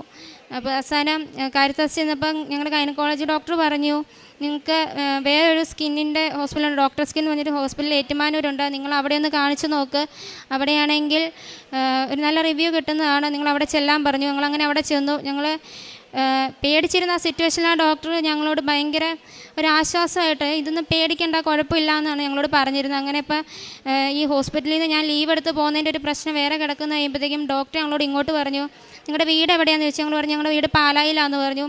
അങ്ങനെയാണെങ്കിൽ ഞാൻ മരിയൻ ഹോസ്പിറ്റലിൽ വരുന്നുണ്ട്, ചൊവ്വ വ്യാഴം ശനി ദിവസങ്ങളിലാണ് ഞാൻ വരുന്നത്, എന്നാൽ നിങ്ങൾ അങ്ങോട്ടേക്ക് വരാൻ പറഞ്ഞു. അപ്പോൾ തന്നെ ഞങ്ങൾക്കൊരു ആശ്വാസമായി. ഞങ്ങൾക്ക് ലീവൊന്നും കളയാതെ അവിടെ പോകാൻ പറ്റുമല്ലോ, എൻ്റെ ഹോസ്പിറ്റലിൽ എൻ്റെ ഡോക്ടർമാരെ അവർക്ക് ബുദ്ധിമുട്ടിക്കേണ്ട ആവശ്യം ഇതിനകത്ത് വരുന്നില്ലല്ലോ എന്ന് ഞാൻ കരുതി. ഞങ്ങളവിടെ ചെന്നു, പോഡോവാട്ടൊക്കെ അപ്ലൈ ചെയ്തു. എങ്കിലും ഇത് കുറച്ച് ദിവസം കഴിയുമ്പോൾ വീണ്ടും ഭയങ്കരമായിട്ടും കൂടിക്കൊണ്ടിരിക്കുക. ലാസ്റ്റ് ഒരു ഡോക്ടർ ഞങ്ങളോട് പറഞ്ഞു, ഇതിനകത്തൊരു സിസ്റ്റം ഉണ്ട്, 2-3 എണ്ണം ഉണ്ട്, എത്രയും പെട്ടെന്ന് എമർജൻസി ആയിട്ട് നിങ്ങൾ കാരിത്താസിലേക്ക് ചെല്ല്, അവിടെ ചെന്നിട്ട് ഇത് കോട്ടർ ചെയ്ത് കളയുമെന്ന് വെച്ചാൽ ഞങ്ങൾക്ക് ഇത് ചെയ്യാമെന്നുള്ളൊരു പരിധി ഉണ്ടെന്ന് പറഞ്ഞു. ഞങ്ങൾ പക്ഷേ പോയില്ല. ഞങ്ങൾ നേരെ വീട്ടിൽ വന്നു കഴിഞ്ഞപ്പം ഹസ്ബൻഡ് പറഞ്ഞു നമുക്ക് ഉടമ്പടി എടുക്കാമെന്ന് പറഞ്ഞപ്പോൾ ഞങ്ങളുടെ പരിചയത്തിലുള്ളൊരു ചേച്ചിയെ വിളിച്ച് എങ്ങനെയാണ് ഉടമ്പടി എടുക്കുക എന്നെല്ലാം ചോദിച്ചു, മനസ്സിലാക്കി. അവർ ഞങ്ങൾക്ക് പ്രത്യക്ഷണ പ്രാർത്ഥനയെല്ലാം രാവിലെ ചൊല്ലുന്ന പ്രാർത്ഥനയെല്ലാം വാട്സപ്പിൽ അയച്ചു തന്നു. ഞങ്ങൾ വെളുത്ത് തീര് കത്തിച്ച് വെച്ച് രാവിലെ 5:30 എണീറ്റ് ഞങ്ങൾ ഉടമ്പടി എടുക്കുന്നതിന് മുന്നേ ഒരു ഒരുക്കമായിട്ട് ഞങ്ങൾ 2 ആഴ്ച മുന്നേ തന്നെ മാതാവിനോട് പ്രാർത്ഥിക്കാൻ തുടങ്ങി. അങ്ങനെ ഞങ്ങൾക്ക് ഒരു തടസ്സവും കൂടാതെ ഇവിടെ വന്ന് ഓഗസ്റ്റ് 2-ാം തീയതി 2025 ഞങ്ങൾക്ക് ഉടമ്പടി എടുക്കാൻ സാധിച്ചു. ഉടമ്പടി എടുത്തതിന് ശേഷം എനിക്ക് ഇൻഫ്ലുവൻസ പനി പിടിച്ചു കഴിഞ്ഞപ്പം എനിക്ക് ഈ വാട്സ് എല്ലാം കൂടെ വീണ്ടും ഭയങ്കരമായിട്ടും അങ്ങ് കൂടിക്കഴിഞ്ഞ് ഇപ്പം ഡോക്ടർ ഇതിനേക്കാളും മുന്നേ ഒരു വലിയ അരിമ്പാറ എനിക്ക് ഉണ്ടായിരുന്നു. അപ്പം എന്നോട് കാരിത്താസിലെ ഡോക്ടർ പറഞ്ഞു ഇത് ഞങ്ങൾക്കിവിടെ കരിക്കാൻ പറ്റത്തില്ല, അത്രയും ഇത് വലുതായിരുന്നെന്ന് പറഞ്ഞു. ഞാൻ ഈ എൻ്റെ രോഗത്തെ ഓർത്ത് ഞാൻ ഒരിക്കലും ഇത് സങ്കടപ്പെട്ടില്ല, കാരണം എനിക്കിതിൻ്റെ എന്താണെന്ന് മനസ്സിലായിട്ടില്ല. പക്ഷേ ഹസ്ബൻഡ് ഇത്രയും വിഷമത്തിൽ നിൽക്കുമ്പോൾ എനിക്ക് ഒരു ആശ്വാസം തന്നത് ദൈവമായിരിക്കും. ഞാൻ അങ്ങനെ വിശ്വസിച്ച് നടന്നു. എനിക്ക് എന്താണെങ്കിലും ഇതിന് ടെൻഷനാവില്ല. പക്ഷേ ലാസ്റ്റ് ഡോക്ടർ പറഞ്ഞു ഇതിന് ഇവിടെ കരിക്കാൻ പറ്റില്ല എന്ന് പറഞ്ഞു കഴിഞ്ഞപ്പം ഞാൻ ആകെപ്പാടെ സങ്കടത്തിലായി. ഞാൻ അന്നാണ് ഈ ഒരു രോഗത്തെപ്പറ്റി ഓർത്ത് ആദ്യമായിട്ട് വരുന്ന ഹോസ്പിറ്റലിൽ നിന്ന് കരയണത്. ഈ വാട്സ് കരിക്കാൻ വേണ്ടി ഇഞ്ചക്ഷൻ ചെയ്യുമ്പോഴും അതിൻ്റെ പെയിനും നടക്കാൻ വയ്യായ്കയും ബുദ്ധിമുട്ടുകളും എല്ലാം എനിക്കുണ്ടായിരുന്നു. ഞങ്ങൾ ഉടമ്പടി എടുത്ത് ഉടമ്പടി ഉപ്പെടുത്ത് പ്രശ്നമുള്ള ഭാഗത്ത് വെച്ച് പ്രാർത്ഥിച്ച് കഴിഞ്ഞപ്പോൾ എനിക്ക് ഭയങ്കര പെയിനായിരുന്നു. അപ്പോൾ ഞാൻ കുരിശ് വരയ്ക്കാൻ പോലും എനിക്ക് പറ്റണില്ലായിരുന്നു. അപ്പോൾ ഹസ്ബൻഡും എൻ്റെ കുഞ്ഞും പറഞ്ഞു അമ്മ കരയണ്ട, നാളെ അമ്മയ്ക്ക് ഇതിനുള്ള സന്തോഷിക്കാനുള്ളവരുടെ ദൈവം വരുത്തും, മാതാവ് അതിന് സാധ്യമാക്കി തരുമെന്ന് പറഞ്ഞു. ഞാനാണെങ്കിൽ അത് വിശ്വസിച്ചു. എങ്കിലും ഞാൻ കുരിശ് വരെ ഒന്നും മുടക്കാനൊന്നും പോയില്ല, ഞാനത് പ്രാർത്ഥിച്ചു. ഞാൻ ഉച്ചവരെ അവിടെ ആ ഏരിയയിൽ അത് കണ്ടായിരുന്നു. പക്ഷേ വൈകുന്നേരം ആയപ്പോഴേക്കും അതെവിടെ പോയെന്ന് പോലും എനിക്കറിയില്ല. ഒരു കോട്ടറി ചെയ്തതിനേക്കാളും നല്ല ഒരു പാട് പോലും ഇല്ലാതെ ആ അരിമ്പാറ മാതാവ് മാറ്റി തന്നു. അത് കഴിഞ്ഞ് ഞങ്ങൾ ഹോസ്പിറ്റലൊന്നും പോയില്ല. അപ്പം ഞാൻ വർക്ക് ചെയ്യുന്നിടത്ത് ഡോക്ടർമാർ എന്നോട് ഒരു ലേഡി ഡോക്ടറുണ്ട്. ഡോക്ടറിനോട് ചോദിച്ചു നിങ്ങൾ ഇതുവരെ എല്ലാ ആഴ്ചയിലും പോയിക്കൊണ്ടിരുന്നതല്ലേ, ഇതുവരെ നിങ്ങൾ ഹോസ്പിറ്റലൊന്നും പോയില്ല, ഞങ്ങളുടെ മാതാവ് അത് മാറ്റിത്തരും. എനിക്ക് എന്നോട് ഇടയ്ക്ക് ചോദിക്കും കുറയുന്നുണ്ടോ, അങ്ങനെ കുറയുന്നുണ്ടായിരുന്നു. പിന്നെ ഇൻഫ്ലുവൻസ വന്ന സമയത്ത് വാട്സ് കൂടി. പിന്നെ എനിക്ക് നിൽക്കുമ്പോഴെല്ലാം ഒരു ഭയങ്കര അസ്വസ്ഥ, എവിടെയെങ്കിലും കിടക്കാൻ തോന്നുന്നു, ഡിസ്ചാർജ് ഭയങ്കര കൂടുതൽ. ഞങ്ങൾ ഉടമ്പടി പൂർത്തിയാകുന്നതിന് മുന്നേ ജോസഫ് അച്ഛനെ കാണാൻ ഞങ്ങൾക്ക് പറ്റുമെന്ന് തോന്നില്ല. ഞങ്ങൾ വരുന്ന വഴിക്കെല്ലാം വിശ്വാസ പ്രമാണം ചൊല്ലി പ്രാർത്ഥിച്ച് ഞങ്ങളിവിടെ വന്നു. ഇവിടെ വന്നു കഴിഞ്ഞപ്പോൾ ആണെങ്കിൽ ഞങ്ങൾക്ക് ജോസഫ് അച്ഛനെ കാണാൻ പറ്റി. അച്ഛൻ ഞങ്ങളുടെ തലയിൽ കൈ വെച്ച് പ്രാർത്ഥിക്കുകയും കാശുരൂപം നൽകുകയും തൈലം തരികയും ഞങ്ങൾ പ്രശ്നമുള്ള ഭാഗത്ത് വിശ്വാസ പ്രമാണം ചൊല്ലി പ്രാർത്ഥിച്ചതിൻ്റെ ഫലമായി എനിക്ക് ഡിസ്ചാർജ് അങ്ങ് കുറഞ്ഞു. എങ്കിലും വാർഡ്സ് എല്ലാം പിന്നെയാണ് പതിയെ കുറയാൻ തുടങ്ങി. ഒക്ടോബർ 7-ാം തീയതി അച്ഛൻ രാവിലെ ഡെയിലി ബെഡ് പ്രാർത്ഥനയിൽ അരിമ്പാറകളും സിസ്റ്റുകളും മുഴകളും ഞങ്ങൾ ആദ്യം വെച്ച നിയോഗം തന്നെ അതായിരുന്നു. അച്ഛൻ ഞങ്ങൾ പ്രാർത്ഥിച്ചു. ഞങ്ങൾ ഞങ്ങളുടെ കാര്യമാണെന്ന് വിശ്വസിച്ച് ഞങ്ങൾ പ്രാർത്ഥിച്ച് എന്ന് കഴിഞ്ഞപ്പം എനിക്കത് കുറഞ്ഞു. ഒരു ഫൈനൽ ചെക്കപ്പിനായിട്ട് ഞങ്ങൾ കഴിഞ്ഞ ദിവസം ഹോസ്പിറ്റലിൽ ഒന്ന് പോയി. 90 ദിവസത്തിനിടയ്ക്ക് 90 ദിവസം കഴിഞ്ഞാണ് ഞങ്ങൾ ഹോസ്പിറ്റലിൽ പോകുന്നത്. ഡോക്ടർമാർക്ക് ഭയങ്കര അത്ഭുതമായിപ്പോയി. ഇത്രയും കൂടുതലായി നിന്നത് ഇതെങ്ങനെ ഇത് ഇത്ര പെട്ടെന്ന് പോയെന്നാണ് അവർ ഞങ്ങളോട് വെച്ചത്. ഡോക്ടർ പറഞ്ഞു, നിങ്ങളുടെ വിശ്വാസം എവിടെയാണോ, ഞങ്ങൾ ഇവിടുത്തെ കാര്യമെല്ലാം പറഞ്ഞു, ഞങ്ങൾ ഉടമ്പടി എടുത്ത് പ്രാർത്ഥിച്ചാണ് ഞങ്ങളുടെ ഇതെല്ലാം മാറിയതെന്ന് പറഞ്ഞു. അപ്പോൾ അവർ പറഞ്ഞു, നിങ്ങളുടെ വിശ്വാസം എവിടെയാണോ അവിടെ നിങ്ങൾ ഉറച്ച് വിശ്വസിക്കാമെന്നാണ് പറഞ്ഞത്. ഗൈനക്കോളജി ഡോക്ടർ പറഞ്ഞു, നിങ്ങളെ ഞാൻ എവിടെ പോയെന്ന് ഞാൻ നോക്കിയിരിക്കുന്നത്, എമർജൻസി ആയിട്ട് വിളിച്ച് നിങ്ങളോട് മറ്റേ ഡോക്ടർ ചെയ്യണമെന്ന് പറഞ്ഞ കാര്യമാണ്. അപ്പം ഞാൻ നിങ്ങൾ എവിടെ പോയെന്ന് കരുതിയെന്ന് ഡോക്ടർ പറഞ്ഞു. പക്ഷെ നോക്കിക്കഴിഞ്ഞപ്പോൾ ആ ഡോക്ടർക്കും ഭയങ്കര, ഒരു മുസ്ലിം ഡോക്ടറാണ്, പക്ഷേ ഡോക്ടർക്ക് പോലും ഭയങ്കര അത്ഭുതമായി പോയി. പിന്നെ അഖണ്ഡ ജപമാല റാലി പങ്കെടുക്കണമെന്ന് ഭയങ്കര ആഗ്രഹമായിരുന്നു. അപ്പോൾ അതിനൊരു തടസ്സവും കൂടാതെ വരാതിരിക്കാൻ വേണ്ടി ഞാൻ ഇന്ന് പ്രത്യക്ഷീകരണ പ്രാർത്ഥന വരുമ്പോൾ പ്രാർത്ഥിക്കുമായിരുന്നു. പക്ഷേ എനിക്ക് വരുന്നതിൻ്റെ തലേദിവസം 2 മാസം പീരിയഡ്സൊക്കെ ആയി ഭയങ്കര ബ്ലീഡിങ്ങും കാര്യങ്ങളും എല്ലാം ആയിരുന്നു. അപ്പം എങ്കിലും ഞാൻ വരുമെന്ന് വെച്ച് വിശ്വസിച്ച് പ്രാർത്ഥിച്ചുകൊണ്ടിരുന്നു. മാതാവ് അതിനുള്ള സൗകര്യങ്ങളും ഞങ്ങൾക്ക് അർത്തുങ്കൽ വണ്ടി ഇട്ടിട്ട് ഞങ്ങൾ ചേർത്തലയിൽ നിന്ന് ഇവിടെ ബസ് കയറും. ഞങ്ങൾക്ക് ആ ബസ് കിട്ടാൻ പോലും അമ്മ ക്രമീകരണം ഒരുക്കി തന്നു. എനിക്ക് ഹസ്ബൻഡിന് നടക്കാനൊന്നും വയ്യായിരുന്നു ആ സമയത്ത്, കഴുത്തിലൊരു തടിപ്പും എല്ലാം ഉണ്ടായിരുന്നു. ആ സമയത്ത് ഞങ്ങളാണെങ്കിൽ ഒരു 10 മിനിറ്റ് 2 സ്ഥലങ്ങളിൽ ഇരുന്നു. അത്രയും മാത്രമേ ഞങ്ങൾക്കൊരു ഇതുണ്ടായുള്ളൂ. ഞങ്ങൾക്ക് വേറെ ക്ഷീണമോ കാര്യങ്ങളോ വിശപ്പോ ഒന്നും ഉണ്ടായില്ല. ആ ഉടമ്പടി അഖണ്ഡ ജപമാല റാലി പൂർത്തീകരിക്കാൻ ഞങ്ങൾക്ക് മാതാവ് അനുഗ്രഹം തന്നു. ഞങ്ങൾ കറക്റ്റ് അർത്തുങ്കൽ എത്തിക്കഴിഞ്ഞപ്പോൾ ഞങ്ങൾക്ക് പള്ളി നിറഞ്ഞ ആൾക്കാരാണ്, ഞങ്ങൾക്ക് കയറാൻ പറ്റുമോ എന്ന് പോലൊരു ചിന്തയാണ് ഞങ്ങൾക്ക്. പക്ഷേ ഞങ്ങൾ കയറാൻ പോകുന്നതിന് ഉള്ളിൽ തന്നെ ആൾക്കാർ ഒരു 4-5 പേര് ഇറങ്ങി വഴി മാറി ഞങ്ങൾക്ക് അവിടെ കയറി ആരാധനയിൽ പങ്കെടുക്കാനുള്ളൊരു അനുഗ്രഹം മാതാവ് ഞങ്ങൾക്ക് തന്നു. മമ്മിക്ക് എന്ത് ഭക്ഷണം കഴിച്ചാലും ഛർദി ഉണ്ടായിരുന്നു. ഉടമ്പടി തേനും ഉപ്പും എല്ലാം കൊടുത്ത് ഞങ്ങൾ പ്രാർത്ഥിച്ച് കഴിഞ്ഞപ്പോൾ നമുക്ക് പള്ളിയിലൊന്നും പോകാൻ പറ്റില്ലായിരുന്നു. പ്രാർത്ഥിച്ചതിൻ്റെ ഫലമായിട്ട് മമ്മിയുടെ ഛർദിയെല്ലാം മാറി പള്ളിയിലെല്ലാം പോകാനുള്ള അനുഗ്രഹം മാതാവ് ഞങ്ങൾക്ക് നൽകി. പിന്നെ എൻ്റെ കുഞ്ഞിനെ ഇവളെ മത്സരവും എക്സാം എല്ലാം കൂടെ ഒരുമിച്ച് വരുന്നതുകൊണ്ട് ഇവൾക്ക് പഠിക്കാനുള്ള ഒരു സമയം ഭയങ്കര കുറവായിരുന്നു. എങ്കിലും ഇവളാണെങ്കിൽ ഞങ്ങൾ കാണാതെ നമ്മൾ പ്രാർത്ഥിക്കുന്ന സമയത്ത് മാതാവിൻ്റെ പച്ചത്തിരിന്ന് നീലത്തിരിന്ന് ഒരു ചെറിയ പീസ് ഇവളുടെ ഉടുപ്പിനുള്ളിൽ ഇവൾ വെച്ചിട്ട് പോയി. ഇവളാണെങ്കിൽ ഇവളെ പറഞ്ഞ് ഇവൾക്ക് ചെല്ലുന്ന സമയത്ത് ഇവൾക്ക് ഒന്നും അറിയില്ലായിരുന്നു, എന്താ അവിടെ എഴുതേണ്ടതെന്നൊന്നും അറിയില്ലായിരുന്നു. പക്ഷെ പെട്ടെന്ന് ആരോ പറഞ്ഞു തരണ പോലെ ഇവൾ എഴുതി. അങ്ങനെ അവൾക്ക് പാലാ മുനിസിപ്പാലിറ്റിയിൽ അവൾക്ക് പങ്കെടുത്ത് ഇതിൽ സമ്മാനം കിട്ടി, ഫസ്റ്റ് തന്നെ കിട്ടി, ക്ലാസ്സിൽ ഫസ്റ്റ് കിട്ടി. ചേട്ടായിക്ക് കുറേ അടയാളങ്ങൾ കിട്ടുന്നുണ്ട്. ഞാൻ ഇവിടെ വന്നു കഴിഞ്ഞപ്പോൾ തൊട്ട് എനിക്ക് കുംസാരിക്കുമ്പോൾ പാപത്തിൻ്റെ എണ്ണം കുറഞ്ഞു വരാൻ തുടങ്ങി. നേരത്തെ ഞാൻ കുംസാരിക്കുമ്പോൾ എനിക്ക് തോന്നുന്നത് അവിടെ ഇരുന്ന് ഈശോ കരയുമായിരുന്നു എന്നാണ് തോന്നുന്നത്. ഉടമ്പടി ജീവിതം നയിക്കാൻ തുടങ്ങിയപ്പോൾ തന്നെ എനിക്ക് ഒരു 10 പാവം ചെയ്തുകൊണ്ടിരുന്ന എനിക്കിപ്പം ഒരു 2 പാവമൊക്കെ മാക്സിമം ഉള്ളൂ. അതുപോലെ 2 ആഴ്ച കൂടുമ്പോൾ എനിക്ക് കുംസാരിച്ചില്ലെങ്കിൽ ഭയങ്കര ഒരു അസ്വസ്ഥയാണ്. അതുമല്ല ഒരു നുണ പറഞ്ഞാൽ പോലും എനിക്ക് പിറ്റേ ദിവസം പോയി കുംസാരിക്കാൻ ചെന്നില്ലെങ്കിൽ എനിക്ക് ഭയങ്കര അസ്വസ്ഥതയാണ്. കുർബാന സ്വീകരിക്കാൻ എനിക്ക് പറ്റിയല്ല. ഞാനങ്ങനെ 2 ദിവസം കൂടുമ്പോഴൊക്കെ പോയി കുംസാരിക്കാൻ തുടങ്ങി. അപ്പോൾ അച്ഛൻ എന്നെ ഇങ്ങനെ നോക്കി. അപ്പം ഞാൻ പറഞ്ഞു, അച്ഛാ ഞാൻ മരീൻ ഉടമ്പടിയിലാണ്, എനിക്ക് കുഞ്ഞു പാവം പോലും എൻ്റെ മനസ്സിലിട്ട് എനിക്ക് കുർബാന പങ്കുകൊള്ളാൻ സാധിക്കുന്നില്ലെന്ന് പറഞ്ഞു. പിന്നെ ഞാൻ ഉടമ്പടി എടുത്തു കഴിഞ്ഞിട്ട് എനിക്ക് മാതാവിൻ്റെ നിരവധി അടയാളങ്ങൾ കിട്ടി. ഞാൻ ഉടമ്പടി എടുത്ത് പോയി 3-ാമത്തെ ദിവസം ഒരു ചൊവ്വാഴ്ചയായിരുന്നു. അന്ന് തിരുവനന്തപുരത്ത് ഒരു ഓട്ടം പോയി. ഞാൻ അവിടെ ഇരുന്നപ്പോൾ എൻ്റെ ഫോണിൽ ഞാൻ ഉടമ്പടി ധ്യാനം കൂടുകയാണ്. ആ ധ്യാനം കൂടിയപ്പോൾ എൻ്റെ ഫോണിൽ നിന്ന് ഞാൻ നോക്കിയപ്പോൾ എന്തോ കുമ്മള പോലെ എന്തോ പോകുന്നുണ്ട്. അപ്പോൾ ഞാൻ നോക്കിയപ്പോൾ എൻ്റെ ചുറ്റുവട്ടം എല്ലാം കുമ്മള. അപ്പോൾ ഞാൻ നോക്കിയപ്പോൾ ഇത് ഞാൻ അദൃശ്യമായിട്ട് കാണുന്നതാണല്ലോ. അങ്ങനെ അത് കാണാൻ തുടങ്ങി. അത് ഇപ്പോൾ സ്ഥിരമായി എൻ്റെ കൂടെ ഉണ്ട്. പിന്നെ പള്ളിയിൽ നിന്ന് കുർബാന കൂടുമ്പോൾ കണ്ണടിച്ച് പ്രാർത്ഥിക്കുമ്പോൾ പച്ച നക്ഷത്രങ്ങളും വെള്ള നക്ഷത്രങ്ങളും കാണാൻ സാധിക്കുന്നു. പിന്നെ ഞങ്ങളുടെ ഉടമ്പടി വസ്തുക്കളും ഉടമ്പടി കാശ് രൂപം എല്ലാം വെച്ചേക്കുന്ന മാതാവിൻ്റെ രൂപം എല്ലാം വെച്ചേക്കുന്ന മുറിയിൽ ഒരു ദിവസം ഞാൻ എൻ്റെ ഷർട്ട് എടുത്തപ്പോൾ ഷർട്ടിൽ നിന്ന് ഒരു മുത്ത് താഴോട്ട് പോകുന്നുണ്ട്. അപ്പം മമ്മി എൻ്റെ തലേദിവസം പറഞ്ഞു, കുഞ്ഞിൻ്റെ ഒരു മാല പൊട്ടിപ്പോയിട്ടുണ്ട്, വെള്ള മുത്തുകളാണ്, അത് അവൾ അവിടെയെല്ലാം നിരത്തിയിട്ടുണ്ടെന്ന് പറഞ്ഞു. ഞാൻ ആ മുത്തിൽ പിടിക്കാൻ ചെന്നപ്പോഴത്തേനും ആ മുത്ത് പൂത്തിരി കത്തുന്ന പോലെ മൊത്തം പൊട്ടിത്തെറിച്ച് ഞങ്ങളുടെ രൂപത്തിൻ്റെ മുന്നിൽ നിന്നു. അപ്പോൾ ഞാനവിടെ നിന്ന് ഉറക്കെ കരഞ്ഞു. ഭാവിയായി എൻ്റെ അടുത്ത് എൻ്റെ അമ്മ മാതാവ് വന്നല്ലോ എന്ന്. പിന്നെ എനിക്ക് വെള്ള നക്ഷത്രങ്ങൾ കാണാൻ സാധിക്കുന്നുണ്ടായിരുന്നു. അപ്പോൾ ഞാൻ ഉടമ്പടി കാശരൂപം എൻ്റെ കൈ പിടിച്ച് പ്രാർത്ഥിച്ചുകൊണ്ടപ്പോൾ മമ്മി എന്നോട് ചോദിച്ചു, നീ എന്താണ് ആകാശത്തേക്ക് നോക്കിക്കുന്നത്? അപ്പോൾ ഞാൻ മമ്മിയോട് പറഞ്ഞു 3 മണി സമയമാണ്. അപ്പോൾ മമ്മിയോട് ഞാൻ പറഞ്ഞു ഞാൻ നക്ഷത്രം കണ്ടുകൊണ്ടിരിക്കുമെന്ന് പറഞ്ഞു. അപ്പോൾ മമ്മി എൻ്റെ അടുത്ത് വന്നിട്ട് പറഞ്ഞു എന്നെവിടെ കാണിക്കുമോ? ഞാൻ പറഞ്ഞു മമ്മി മനസ്താപരണം ചെല്ലിയിട്ട് വിശ്വാസപ്രമാണം ചെല്ല്. എന്നിട്ട് മമ്മി ഉടമ്പടിക്കാശിലും എൻ്റെ കൈ പിടിച്ചു. മമ്മി എൻ്റെ കൈ പിടിച്ചു. മമ്മിക്ക് അത് കാണാൻ സാധിച്ചു. പിന്നെ എൻ്റെ കുഞ്ഞിന് കാണാൻ സാധിച്ചു. അപ്പോൾ എൻ്റെ ഭാര്യ പറഞ്ഞു എനിക്കിത് കാണാൻ സാധിക്കുന്നില്ലല്ലോ. ഞാൻ പറഞ്ഞു നീ വിശ്വാസപ്രമാണം ചെല്ലി പ്രാർത്ഥിക്കുക. അങ്ങനെ എന്നിലൂടെ എൻ്റെ പെങ്ങളുടെ ഹസ്ബൻഡ്, അവിടെ അനിയത്തി, വൈഫിൻ്റെ അനിയത്തി, ഇവയൊക്കെ എല്ലാം കാണാൻ സാധിക്കുന്നുണ്ട്.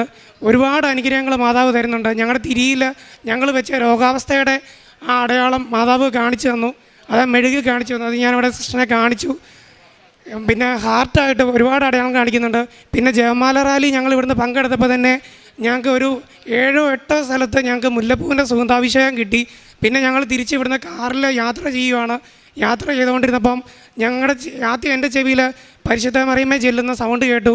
അപ്പോൾ ഞാൻ ഇവരോട് പറഞ്ഞു നിങ്ങൾ ശ്രദ്ധിക്കുക, നിങ്ങൾ വിശ്വാസപ്രമാണം ചൊല്ലി ശ്രദ്ധിക്കുക, നിങ്ങൾക്കും കേൾക്കാൻ പറ്റുമെന്ന് പറഞ്ഞു. ഞങ്ങളുടെ കാറിൽ 4 പേരുണ്ടായിരുന്നു. ഞങ്ങൾ 4 പേരും അത് കേൾക്കാൻ സാധിച്ചു. ഇത് ഞങ്ങളുടെ തൊട്ട് അടുത്തുള്ള ചേച്ചിയാണ്. ചേച്ചിക്ക് കിട്ടിയ അനുഗ്രഹത്തെക്കുറിച്ച് ഇപ്പം പറയും. എൻ്റെ പേര് അനുമോൾ ജോസഫ്. ഞാൻ ഇസ്രയേലിന് പോകാനായിട്ട് പേപ്പർ വർക്കെല്ലാം നീക്കിക്കൊണ്ടിരിക്കുവാണ്. അപ്പം ആദ്യത്തെ ഇൻ്റർവ്യൂവും ക്ലാസ്സും കഴിഞ്ഞ് ഞാൻ വീട്ടിൽ വന്ന് അതിൻ്റെ ക്ലാസ്സെല്ലാം കൂടിക്കൊണ്ടിരിക്കുമ്പം മത്താശ വരുന്ന സമയം ആകാറായി. അപ്പം എൻ്റെ കൂട്ടത്തിലുള്ള എല്ലാവർക്കും വന്നു. എനിക്ക് എൻ്റെ മത്താശ വരാനായിട്ട് എംപ്ലോയർ സെലക്ട് ചെയ്തപ്പോൾ എനിക്ക് മുഖത്ത് പിമ്പിളിൻ്റെ പാടുണ്ടെന്ന് പറഞ്ഞ് അത് റിജക്റ്റ് ചെയ്തു. അത് വേറൊരു കൊച്ചിന് മത്താശ കൊടുത്തു. അതോടൊപ്പം തന്നെ അപ്പോൾ എൻ്റെ വീട്ടുകാരോട് ഞാനത് പറഞ്ഞപ്പോൾ അവർ പറഞ്ഞു സാരമില്ല, അത് നിനക്കുള്ളതല്ല എന്ന് അവർ പറഞ്ഞു. അപ്പോൾ അത് കഴിഞ്ഞ് ഞാനത് അങ്ങനെ അപ്പോൾ മാതാവിന് ഞാൻ സമർപ്പിച്ച് പ്രാർത്ഥിച്ചുകൊണ്ടിരുന്നു. അത് കഴിഞ്ഞപ്പോൾ വേറൊരു എംപ്ലോയർ എന്നെ സെലക്ട് ചെയ്തു. എനിക്ക് മത്താശ വന്നു. അത് മത്താശ വന്നു കഴിഞ്ഞപ്പോഴാണ് ഈ അഖണ്ഡ ജപമാലയെക്കുറിച്ച് ഞാൻ അറിയുകയും എൻ്റെ കൂട്ടുകാരി ചേച്ചിമാരെല്ലാം പറഞ്ഞു നീ അതിന് പങ്കെടുക്കണമെന്ന് പറഞ്ഞു. പക്ഷേ എനിക്ക് ആഗ്രഹമുണ്ടായിരുന്നു, എനിക്കതിന് ഒരു സാഹചര്യം ഉണ്ടായില്ല. അപ്പോഴാണ് ഈ ഓഗസ്റ്റ് മാസത്തെ കൊന്തയിൽ വീടുകളിൽ കൊന്ത വയ്ക്കുമ്പോൾ ഒരു ഭവനത്തിൽ വെച്ച് ഇവർ വരികയും ഈ ജിസ്മോൻ എന്നോട് പറഞ്ഞു ഞങ്ങൾ അഖണ്ഡ ജപമാലയ്ക്ക് പോകുന്നുണ്ട്, അനുചേച്ചിയും വരുന്നുണ്ടെങ്കിൽ വരാൻ പറഞ്ഞു. അപ്പോൾ തന്നെയാണ് ആ ഒരു നിമിഷത്തിലാണ് മത്താശ വന്നതും ഞാനത് അഖണ്ഡ ജപമാലയിൽ പങ്കെടുക്കാൻ തീരുമാനിച്ചപ്പോൾ എനിക്ക് മത്താശ എന്ന പേപ്പർ വരികയും ചെയ്തു. അഖണ്ഡ ജപമാല പങ്കെടുത്ത് പൂർത്തിയായി വീട്ടിൽ ചെന്ന് ഒരാഴ്ച കഴിഞ്ഞപ്പോൾ എനിക്ക് വിസയും വന്നു. അപ്പോൾ ഞാൻ ഇന്നാണ് ഞാൻ ആദ്യമായിട്ട് ഉടമ്പടി എടുത്തത്. ഉടമ്പടി എടുക്കുന്നതിന് മുമ്പ് തന്നെ ദൈവം മാതാവ് എന്നെ പ്രത്യേക രീതിയിൽ അനുഗ്രഹിച്ചു. പിന്നെ ഞങ്ങൾ പ്രേക്ഷിത പ്രവർത്തനമായിട്ട് എല്ലാ മാസവും ഇവിടുന്ന് കൃപാസന പത്രം മേടിച്ച് കൊടുക്കാറുണ്ട്. പിന്നെ ഞാൻ എല്ലാ ആഴ്ചകളിലും തന്നെ എനിക്കും വീട്ടിൽ നിന്ന് മാതാവ് ഇങ്ങോട്ട് വിളിക്കുന്ന പോലെ എനിക്ക് തോന്നും. ഞാനിപ്പോൾ അവിടുന്ന് ഒരു സ്കൂട്ടർ എടുത്ത് ഇങ്ങോട്ട് തന്നെ വരും. ഇവിടെ വന്ന് ഈ ആൾക്കാരുടെ മുന്നിൽ നിന്ന് കുറേ നേരം പ്രാർത്ഥിക്കും. ഇവിടുന്ന് പ്രാർത്ഥിച്ചിട്ട് പോകുമ്പോൾ എനിക്ക് മുല്ലപ്പൂവിൻ്റെ സുഗന്ധാഭിഷേകം എല്ലാം കിട്ടും. മാതാവ് എൻ്റെ കൂടെ വരുന്നതായിട്ട് എനിക്ക് തോന്നും. അങ്ങനെ ഞങ്ങൾ ഹോസ്പിറ്റലുകളിലും ബസ് സ്റ്റാൻഡുകളിലും ഞാനൊരു ബസ് ഡ്രൈവറാണ്. ഞാൻ അത്യാവശ്യം പ്രൈവറ്റ് ബസ് ഓടിക്കുന്ന ആളാണ്. അറിയാമല്ലോ, എല്ലാവർക്കും അറിയാം. അത്യാവശ്യം സമയത്തിൻ്റെ പ്രശ്നങ്ങളെല്ലാം ഉണ്ടായിരുന്നു. ഞാൻ അലമുണ്ടാക്കിയ കൊട്ടാരമറ്റ ബസ് സ്റ്റാൻഡിലാണ് ഞാൻ ആദ്യം കൊണ്ടുപോയി പത്രം കൊടുക്കുന്നത്. അവിടെ നിന്നവർ എന്നോട് ചോദിച്ചു 2 മാസം 3 മാസം മുന്നേ അല്ലേ നീ ഇതിൽ അലമുണ്ടാക്കി നടന്നത്? ആ അലമുണ്ടാക്കിയ ആൾക്കാണ് ഞാൻ ആദ്യം കൊണ്ട് കൃപാസനത്തിൽ നിന്ന് കിട്ടിയ ഈ പത്രം കൊണ്ട് കൊടുക്കുന്നത്. ഇപ്പോൾ ആരോടും ഒരു ദേഷ്യമില്ല, ഒരു പിണക്കുമില്ല, സന്തോഷമായിട്ട് ജീവിക്കാൻ പറ്റുന്നു. പിന്നെ കാരുണ്യപ്രവർത്തനങ്ങളായിട്ട് ഞങ്ങളുടെ അടുത്തൊരു അനാഥാലയമുണ്ട്. അവിടെ കൊണ്ട് അവർക്ക് ഫുഡിനുള്ള കാര്യങ്ങളും എല്ലാം ചെയ്തു കൊടുക്കുന്നുണ്ട്. പിന്നെ മറ്റുള്ളവരിലോട് മാതാവിനെക്കുറിച്ച് കൂടുതൽ വിശ്വാസം പ്രഘോഷിക്കാൻ എനിക്ക് താല്പര്യമാണ്. എപ്പോഴും മാതാവിനെക്കുറിച്ച് കാര്യങ്ങൾ പറയാനാണ് എനിക്ക് താല്പര്യം. മാതാവിനെക്കുറിച്ച് പറഞ്ഞില്ലെങ്കിൽ എൻ്റെ ഉള്ളിൽ എന്തോ ഒരു അസ്വസ്ഥത പോലെയാണ്. കാരണം ഞങ്ങൾ ഇന്നിവിടെ ഈ ജീവനോടെ ഇവിടെ നിൽക്കാൻ കാരണം തന്നെ മാതാവാണ്. കാരണം ഞങ്ങളുടെ കയ്യിൽ നിന്ന് ഈ രോഗാവസ്ഥ കാരണം ഞങ്ങളുടെ ജീവിതം തന്നെ കൈവിട്ട് പോയൊരവസ്ഥയായിരുന്നു. ഞാൻ ഫുള്ള് ഡിപ്രഷനിലായിരുന്നു. പക്ഷേ എന്നാണേലും എൻ്റെ മാതാവ് എന്നെ തിരിച്ചിങ്ങോട്ട് വിളിച്ച് എന്നെ ചേർത്ത് പിടിച്ച് ഇത്ര ഭാവിയായി എനിക്ക് ഇത്ര അടയാളങ്ങൾ അമ്മ മാതാവ് തന്നു. എൻ്റെ മാതാവിന് ഈശോയ്ക്കും 1 കോടി നന്ദി പറയുന്നു. യോഹന്നാൻ 11:4 ഈ രോഗം മരണത്തിൽ അവസാനിക്കുവാനുള്ളതല്ല, പ്രസ്തുത ദൈവത്തിൻ്റെ മഹത്വത്തിനും അതുവഴി ദൈവപുത്രൻ മഹത്വം പ്രാപിക്കുന്നതിനും വേണ്ടിയുള്ളതാണ്. ജിസ്മോനും ജെൻസിയും കുപ്പുകരത്തോടെ ഹൃദയം മുഴുവൻ നന്ദിയോടെ പരിശുദ്ധ കൃപാസന മാതാവിൻ്റെ തിരുനടയിൽ സന്തോഷത്തോടെ ജീവിതാനുഭവങ്ങളെ സാക്ഷ്യപ്പെടുത്തുകയാണ്. വലിയ ദുരിതപൂർണമായൊരു ജീവിതത്തിൽ നിന്നും കൃപാസന മാതാവ് ഈ ദമ്പതികളെ വളരെയധികം സംരക്ഷിച്ച് സൗഖ്യപ്പെടുത്തിയതിൻ്റെ സാക്ഷ്യമാണ് ഈ അൾത്താരയിൽ നമ്മൾ കേട്ടത്. പ്രിയമുള്ളവരെ, മരുന്നോ ലേപനമോ അല്ല, എൻ്റെ അധരത്തിൽ നിന്ന് പുറപ്പെടുന്ന വാക്കുകൾ, എന്നിൽ അടിയുറച്ച വിശ്വാസം, എൻ്റെ രക്തത്താലുള്ള ശുദ്ധീകരണം, അത് സൗഖ്യത്തിനും മേൽഗതിക്കും കാരണമാകുമെന്ന് നമ്മളെ എപ്പോഴും ഈശോ ഓർമ്മിപ്പിക്കാറുണ്ട്. ഈ മക്കൾ പറയുന്നുണ്ട്, ഞങ്ങളുടെ ജീവിതമാകെ മാറി മറിഞ്ഞു. ഒരു ചെറിയ പാപം ചെയ്താൽ പോലും അനുതപിക്കണമെന്ന സെൻസിറ്റിവിറ്റി ഈശോ ഉടമ്പടി ജീവിതത്തിലൂടെ ഞങ്ങൾക്ക് കൈമാറി. വിശുദ്ധ കുർബാന ഏറ്റവും ഒരുക്കത്തോടെ പങ്കെടുക്കുവാൻ ഞങ്ങളെ നിരന്തരം ഈ നാളുകളിൽ നയിച്ചുകൊണ്ടിരുന്നു. അച്ഛൻ്റെ ഡെയിലി ബ്രെഡ് കൂടുമ്പോഴൊക്കെയും ഞങ്ങളുടെ രോഗക്ലേശങ്ങളെ ഈശോയ്ക്ക് സമർപ്പിച്ച് പ്രാർത്ഥിക്കുകയും 7-ാം തീയതി അച്ഛൻ കൃത്യമായിട്ട് അരിമ്പാറ സിസ്റ്റ് അതുപോലുള്ള കാര്യങ്ങൾക്ക് ഈശോ അമ്മ മാതാവിലൂടെ ഇടപെടുന്നുവെന്ന് പറയുമ്പോൾ ഞങ്ങളുടെ രോഗം ഏറ്റെടുത്തുവെന്ന് പൂർണ്ണമായി ഞങ്ങൾ വിശ്വസിച്ചു. ഞങ്ങൾക്കത് സൗഖ്യത്തിന് കാരണമായെന്ന. പ്രിയമുള്ളവരെ, ഈ രോഗസൗഖ്യം ചെറുതല്ല. അവർ കടന്നുപോയ ആന്തരികമായ സംഘർഷങ്ങൾ ചെറുതല്ല. അവർക്കുണ്ടായ ജീവിതത്തെക്കുറിച്ചുള്ള ആദിയും വ്യാകുലതകളും ഒട്ടും ചെറുതല്ല. എല്ലാം തകരുന്നുവെന്നിടത്ത് നിന്ന് അമ്മ മാതാവ് ഈശോയിലൂടെ ഈ ജീവിതം, ഈ ദാമ്പത്യം, അവരുടെ ദാമ്പത്യ ധർമ്മത്തിൻ്റെ സന്തോഷങ്ങൾ ഒക്കെ തിരികെ കൊടുത്തതിൻ്റെ സാക്ഷ്യമാണ് ഈ അൾത്താരയിൽ പങ്കുവച്ചത്. പ്രിയമുള്ളവരെ, അമ്മയുടെ കരങ്ങളിലേക്ക് ജീവിതം കൈവിട്ടു പോകുന്ന, നമുക്ക് സ്വയം നിശ്ചയമില്ലാത്ത, മരുന്നുകൊണ്ട് പ്രയോജനമില്ലാത്ത, പരിശ്രമിച്ച് പരാജയപ്പെട്ട ഏതൊരു വിഷയത്തെയും ഉറപ്പിച്ചേൽപ്പിച്ചു കൊടുക്കാം. ഈ ലോകത്തിന് സാധ്യമല്ലാത്തതൊക്കെയും ദൈവശക്തിയാൽ അമ്മ മാതാവ് പ്രത്യക്ഷീകരണത്തിൻ്റെ സാക്ഷ്യപ്പെടുത്തലിന് വേണ്ടി നമുക്ക് അനുവദിച്ചു തരും. അതുതന്നെയാണ് ഈ സഹോദരി ഈ അൾത്താരയിൽ സൂചിപ്പിച്ച മത്താശയുമായി ബന്ധപ്പെട്ട വിഷയവും. ഏറെ നാൾ പരിശ്രമിച്ചു, പരാജയപ്പെട്ടു. അമ്മയെ കണ്ടു തുടങ്ങി, അറിഞ്ഞു തുടങ്ങി, അമ്മ മാതാവിനോടൊപ്പം നടന്നു തുടങ്ങി. അമ്മ ജീവിതത്തിന് ഒരു പുതിയ കാലം നൽകിക്കൊണ്ട് വിദേശത്തേക്ക് പോകുവാൻ എല്ലാ വഴിയും തുറന്നു കൊടുത്തുവെന്ന്. അതുകൊണ്ട് ഉടമ്പടി എടുക്കുന്ന നാളുകളിൽ തന്നെ ഇത് ഏതാണ്ട് 90 ദിവസം എത്തുമ്പോൾ ഈ കുടുംബം ഇത്ര വലിയ രോഗത്തിന് സൗഖ്യം ലഭിച്ചതിനെ അമ്മയുടെ അരികിൽ നന്ദിപൂർവ്വം സമർപ്പിക്കുകയാണ്. അതുകൊണ്ട് അമ്മയുടെ അരികിൽ നമ്മുടെ ജീവിതത്തെ എല്ലാം കൊടുക്കാം, ഏത് തകർച്ചയെയും കൊടുക്കാം. ആരോടും പറയുവാനാവാത്ത കരളിൻ്റെ എല്ലാ വേദനകളെയും നമുക്ക് കൊടുക്കാം. ആർക്കും മനസ്സിലാവാത്ത ജീവിത വിഷയങ്ങളെ നമുക്ക് കൊടുക്കാം. അമ്മ മാതാവ് തിരുക്കുമാരന് കൊടുത്ത് ജീവിതത്തെ സംരക്ഷിക്കുകയും സുരക്ഷിതമാക്കുകയും അനുഗ്രഹിച്ച് ജീവിതത്തിൽ എന്താണോ ആവശ്യം അത് നൽകി നമ്മെ സഹായിക്കുകയും ചെയ്യും. നല്ല കരഘോഷത്തോടെ ഈ മക്കൾക്ക് ലഭിച്ച ഈ വലിയ അനുഗ്രഹത്തിന് അമ്മ മാതാവിനും തിരുക്കുമാരനും നമുക്ക് നന്ദി പറയാം. അമ്മയ്ക്കും തിരുക്കുമാരനും കോടാനുകൂടി നന്ദി. എൻ്റെ പേര് ബിൻസി. താമരശ്ശേരി രൂപതയിൽ ആനക്കാമ്പോയിൽ സെൻറ്റ് മേരീസ് ഇടവങ്കയിൽ നിന്നാണ് ഞാനിവിടെ എത്തിയത്. 2022 ഒക്ടോബർ 21-ാം തീയതി ഓൺലൈനായിട്ടാണ് ആദ്യമായിട്ട് ഞാൻ ഉടമ്പടി എടുക്കുന്നത്. ഉടമ്പടി എടുത്തതിൻ്റെ തൊട്ടടുത്ത ദിവസം 22-ാം തീയതി, അന്ന് എൻ്റെ വീട്ടിൽ വളരെയേറെ ബുദ്ധിമുട്ടുകളുള്ളൊരു സമയമായിരുന്നു. ഞാൻ ബാംഗ്ലൂരുള്ള ഒരു വീട്ടു ജോലിക്ക് പോയി. എൻ്റെ വീട്ടിൽ ഹസ്ബൻഡും മാതാപിതാക്കളും കുഞ്ഞുങ്ങളും തന്നെയായിരുന്നു ഉണ്ടായിരുന്നത്. വീട്ടിൽ വലിയ വഴക്കും പ്രശ്നങ്ങളൊക്കെ ഉണ്ടായി. ആ സമയത്ത് മുൻപോട്ട് ജീവിക്കണമെന്ന് എനിക്കൊരു തരുമ്പ് പോലും ആഗ്രഹമില്ലാതിരുന്നൊരു സമയത്ത് യാദൃശ്ചികമായിട്ട് എനിക്കൊരു ഫോൺ കിട്ടുകയും ആ ഫോണിൽ നമ്മുടെ കൃപാസനത്തിലെ ജോസഫ് അച്ഛൻ്റെ ഒരു ടോക്ക് കാണാനും എനിക്കിടയാവുന്നു. ആ ടോക്കിൽ അച്ഛൻ പറഞ്ഞ കാര്യങ്ങൾ മുഴുവനും അന്ന് ഞാൻ അനുഭവിക്കുന്ന വേദനകളും എൻ്റെ ബുദ്ധിമുട്ടുകളുമായിരുന്നു. പിന്നീട് ഓരോ നിമിഷവും എനിക്ക് പിന്നെ ആ ജീവിതം അവസാനിപ്പിക്കണം എന്നുള്ള ആ തോന്നലിൽ നിന്ന് ഞാൻ മാറി മാറി വരുമായിരുന്നു ചെയ്തുകൊണ്ടിരുന്നത്. 22-ാം തീയതി കരഞ്ഞ് വല്ലാതെ കരഞ്ഞ് വിഷമിച്ച് കട്ടിലിൽ ഞാൻ കിടക്കുമായിരുന്നു.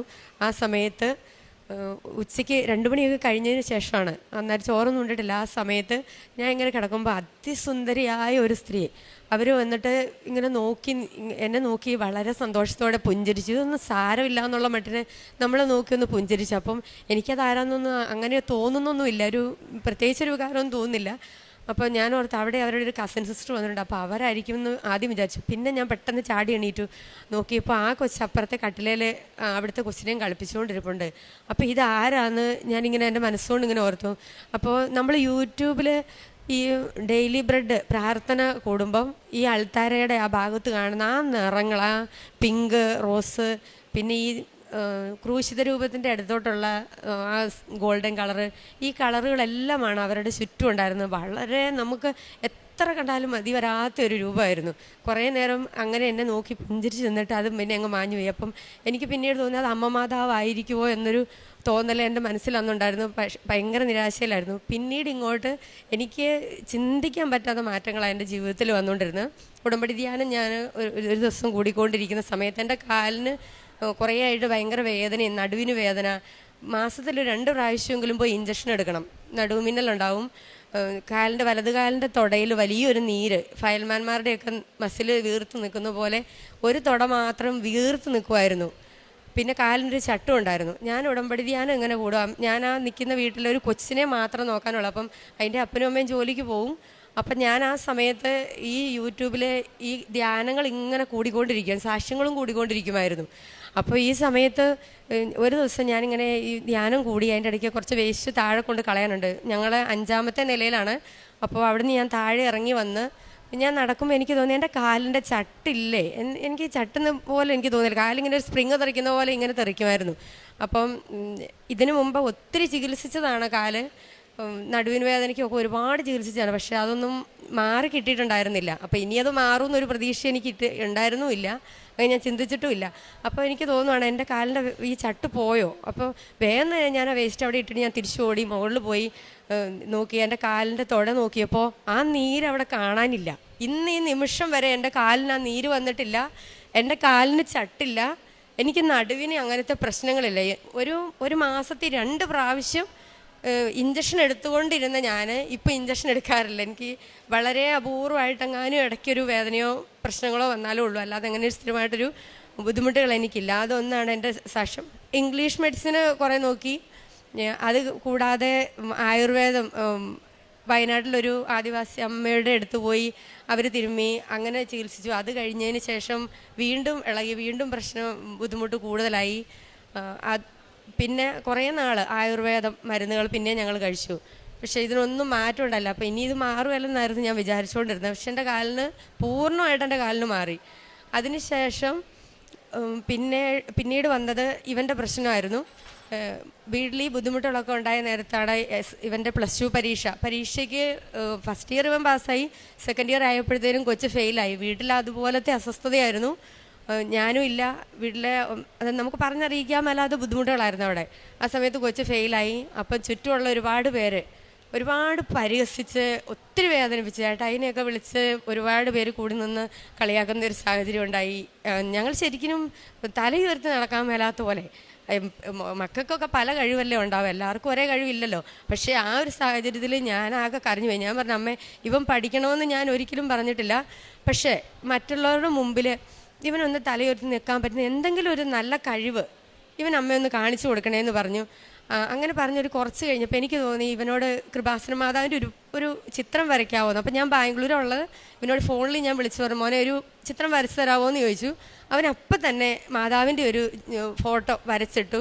ഞാൻ അത് അന്നേരം സ്റ്റാറ്റസ് ഇട്ട് കഴിഞ്ഞ് പിന്നീട് ഞാൻ ഇവനോട് പറഞ്ഞു, ഇനി നീ ഒന്നും പേടിക്കണ്ട, ഇനി അമ്മ നിൻ്റെ കാര്യം നോക്കിക്കോളും എന്ന് ഇവനോട് പറഞ്ഞു. ഇവനതന്നേരം വലിയ വിശ്വാസമൊന്നുമില്ല.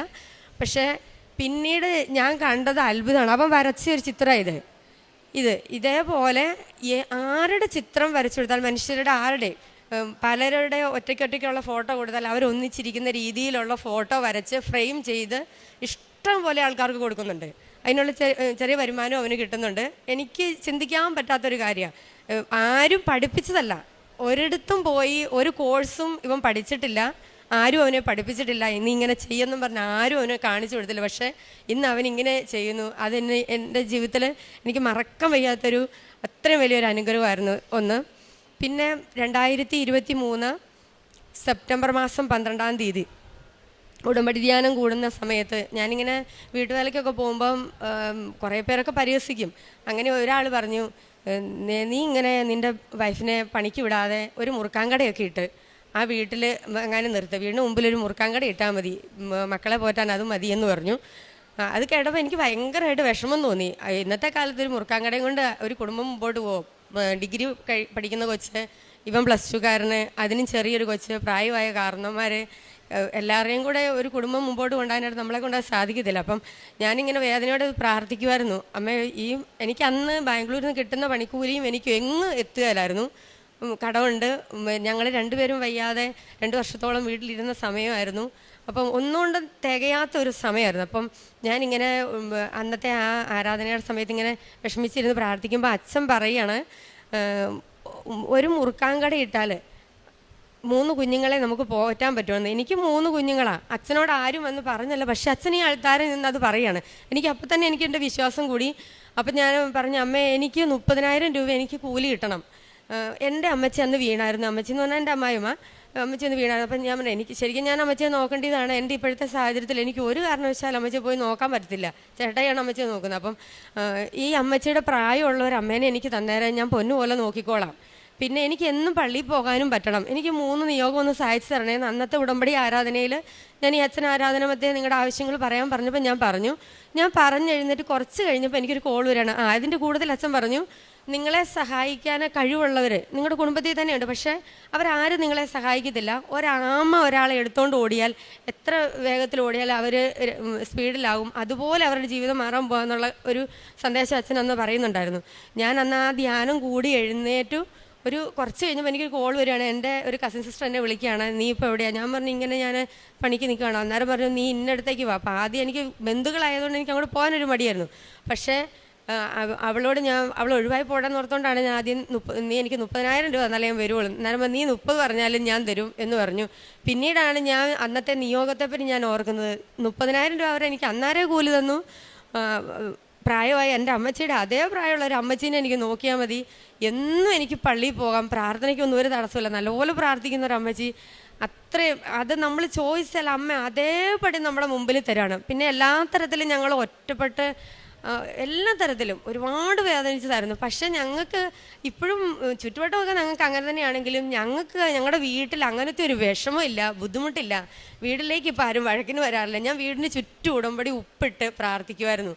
ഓരോ ദിവസവും പലപ്പോഴും നമുക്കൊന്ന് വീട്ടിൽ പോകാൻ പറ്റുക, പോയിട്ട് ഇറങ്ങുമ്പം വീടിന് ചുറ്റും ഉപ്പിട്ട് അമ്മയുടെ സാന്നിധ്യം ഇവിടെ ഉണ്ടാകണേ എന്ന് പറഞ്ഞ് ഞാൻ പ്രാർത്ഥിക്കും. ഇപ്പോൾ ആ വീട്ടിലെ ബഹളങ്ങളില്ല, വീട് മൊത്തം ശാന്തം. ഇത്രയും സമാധാനമായിട്ട് വളരെ മനോഹരമായിട്ട് ആ വീട് മുമ്പോട്ട് പോകുന്നു. പിന്നെ ഇവന് ആസ്മയായിരുന്നു മോന്. ഇപ്പം ആസ്മ എന്ന് പറഞ്ഞാൽ 2 നേരം ഇൻഹേലർ വലിക്കണം. ഇൻഹേലർ വലിച്ച് അതിൻ്റെ കൂട്ടത്തിൽ ഗുളികകൾ വേറെ കഴിക്കണം. എന്നാലും കൊച്ചിന് നിൽക്കാൻ പറ്റില്ല. ചാച്ചന് വീടിയും പുകലയൊക്കെ വേണം. അത് വേണ്ടാന്ന് പറഞ്ഞു കഴിഞ്ഞാൽ അതിൻ്റെ പേരിൽ വഴക്ക് വീട്ടിൽ വേറെ. ഇത് ഇവന് ഈ ബുദ്ധിമുട്ട് കൂടി കഴിയുമ്പോൾ ഇവന് അരിശം വരും. അരിശം വന്ന് ഇതെല്ലാം കൂടി ആകുമ്പോഴത്തേനും മൂക്കിൽ കൂടെ വരെ ബ്ലഡ് വരുന്നൊരു സാഹചര്യം ഉണ്ടായിരുന്നു. അത് എന്നെ ഒരുപാട് വേദനിപ്പിക്കുമായിരുന്നു. ഇപ്പം അവൻ അങ്ങനെ ഒരു സാഹചര്യം ഇല്ല. വല്ലാതെ പൊടി കൂടിയാൽ ചിലപ്പോൾ ഒക്കെ ഒരു ജലദോഷത്തിന് ഒരു ബുദ്ധിമുട്ട് വരുന്നുണ്ടെന്നല്ലാതെ മറ്റേ ആദ്യത്തേതുപോലുള്ള ഒരു ബുദ്ധിമുട്ടുകളും അവനിപ്പോൾ ഇല്ല. പിന്നെ എനിക്ക് ഈ ചുറ്റുവട്ടത്ത് എല്ലാവരും നല്ല മനുഷ്യരാണ്, ഒത്തിരി നന്മ ചെയ്യുന്ന ഒരുപാട് നല്ല മനുഷ്യരായിരുന്നു. പക്ഷേ അവർ നമ്മളുടെ നേരെ തിരിഞ്ഞപ്പോൾ ഞാൻ അവിടെ എല്ലാവർക്കും ആരെന്നോട് എന്ത് സഹായം പറഞ്ഞാലും എൻ്റെ വീട്ടിലെ എല്ലാ ബുദ്ധിമുട്ടുകളുണ്ടെങ്കിലും ഞാൻ അവിടെ ഇട്ടിട്ട് ആരെന്നെ കാര്യം പറഞ്ഞാലും ഞാനത് ചെയ്യാനായിട്ട് ഓടിപ്പോകും. കൂലിക്കല്ല, എന്ത് കാര്യം എന്തെങ്കിലും ചെയ്യാൻ പറഞ്ഞാൽ ഞാൻ ഓടിപ്പോകുന്ന ഒരു വ്യക്തിയായിരുന്നു. പക്ഷേ എൻ്റെ വീട്ടിൽ ഒരു ബുദ്ധിമുട്ട് വന്നു കഴിഞ്ഞപ്പോഴത്തേനും ഇവരെല്ലാം കൂടി എനിക്കിട്ട് എതിരെ തിരിഞ്ഞു എന്ന് വന്നപ്പോൾ എനിക്ക് അവരോട് ക്ഷമിക്കാൻ പറ്റുന്നുണ്ടായിരുന്നില്ല. അപ്പം ഞാൻ ഈശോയോട് പറഞ്ഞു, ഈശോയെ എനിക്ക് ക്ഷമിക്കാൻ പറ്റണില്ല, നീ ഈ വചനത്തിൽ കൂടെ എന്നോടൊന്ന് സംസാരിക്കാവോ, അമ്മ എന്നോടൊന്ന് പറയാവോ എന്ന് പറഞ്ഞ് ഞാൻ ബൈബിള് തുറന്നപ്പോൾ എനിക്ക് കിട്ടിയത് 1 കോരിന്തോസ് 8:2. എല്ലാം അറിയാമെന്ന് ഭാവിക്കുന്നവർ അറിയേണ്ടത് അറിയുന്നില്ല എന്ന്. അതോടുകൂടി എനിക്ക് എല്ലാവരോടും ഉള്ള ദേഷ്യവും വിഷമമൊക്കെ അവിടെ മാഞ്ഞു പോയി. കാരണം അവർ സത്യം അറിയാതെയാണ് ഈ കാര്യങ്ങൾക്ക് മുഴുവനും നമ്മളെ ഈ വിഷമിപ്പിച്ചുകൊണ്ടിരുന്നതെന്നുള്ളത് എനിക്ക് ബോധ്യമായപ്പം എനിക്കിപ്പോൾ ആരോടും ഒരു വിഷമവും ഇല്ല. അതേപോലെ കാരണവന്മാരാണേലും കൊച്ചുങ്ങളെ ഇങ്ങനെ ബുദ്ധിമുട്ടിക്കുന്ന അവരെന്ത് കാണിച്ചാലും എനിക്ക് പ്രശ്നമില്ലായിരുന്നു. പക്ഷേ കൊച്ചുങ്ങൾക്ക് വളരെയേറെ വേദനകളും ബുദ്ധിമുട്ടുകളും വരാൻ തുടങ്ങിക്കഴിഞ്ഞപ്പോൾ എനിക്ക് അവരോട് ഒട്ടും ക്ഷമിക്കാൻ പറ്റുന്നില്ല. ഭയങ്കരമായിട്ട് ഞാനും ദേഷ്യപ്പെടുന്ന ഒരു സാഹചര്യത്തിലേക്ക് വന്നു. അങ്ങനെയാണ് ഇവിടെ ഉടമ്പടി എടുത്ത തൊട്ടുടനെ എനിക്കൊരു ധ്യാനം കൂടാൻ പറ്റി. ആ ധ്യാനത്തിൽ പാഷൻ ഓഫ് ക്രൈസ്റ്റ് എന്ന സിനിമയുടെ ഒരു കുറഞ്ഞ ഭാഗം ധ്യാനത്തിൻ്റെ ലാസ്റ്റ് സമയത്ത് അവർ കാണിക്കുന്നുണ്ടായിരുന്നു. അത് കണ്ടപ്പോൾ ശരിക്കും ഞാൻ പൊട്ടിക്കരഞ്ഞു പോയി. എനിക്ക് അവരോട് ദേഷ്യപ്പെടാനുള്ള ഒരു യോഗ്യതയില്ല. അമ്മ പുൽത്തൊട്ടിയിലിരുന്ന ഉണ്ണീനെ കുരിശ് വരെ പുറകെ നടന്ന് ആ മകൻ അനുഭവിച്ച എല്ലാ പാടുവീടുകളും കണ്ട അമ്മ ഒരിക്കൽ പോലും അവരോടാരോടും ദേഷ്യപ്പെട്ടതായിട്ട് ഞാൻ ഒരിടത്തും വായിച്ചില്ല. ആ അമ്മയുടെ മുമ്പിൽ മാധ്യസ്ഥം യാചിക്കുന്ന എനിക്ക് അവരോട് വൈരാഗ്യം വെച്ചുകൊണ്ടിരിക്കാനുള്ള എന്ത് യോഗ്യതയുള്ളത്?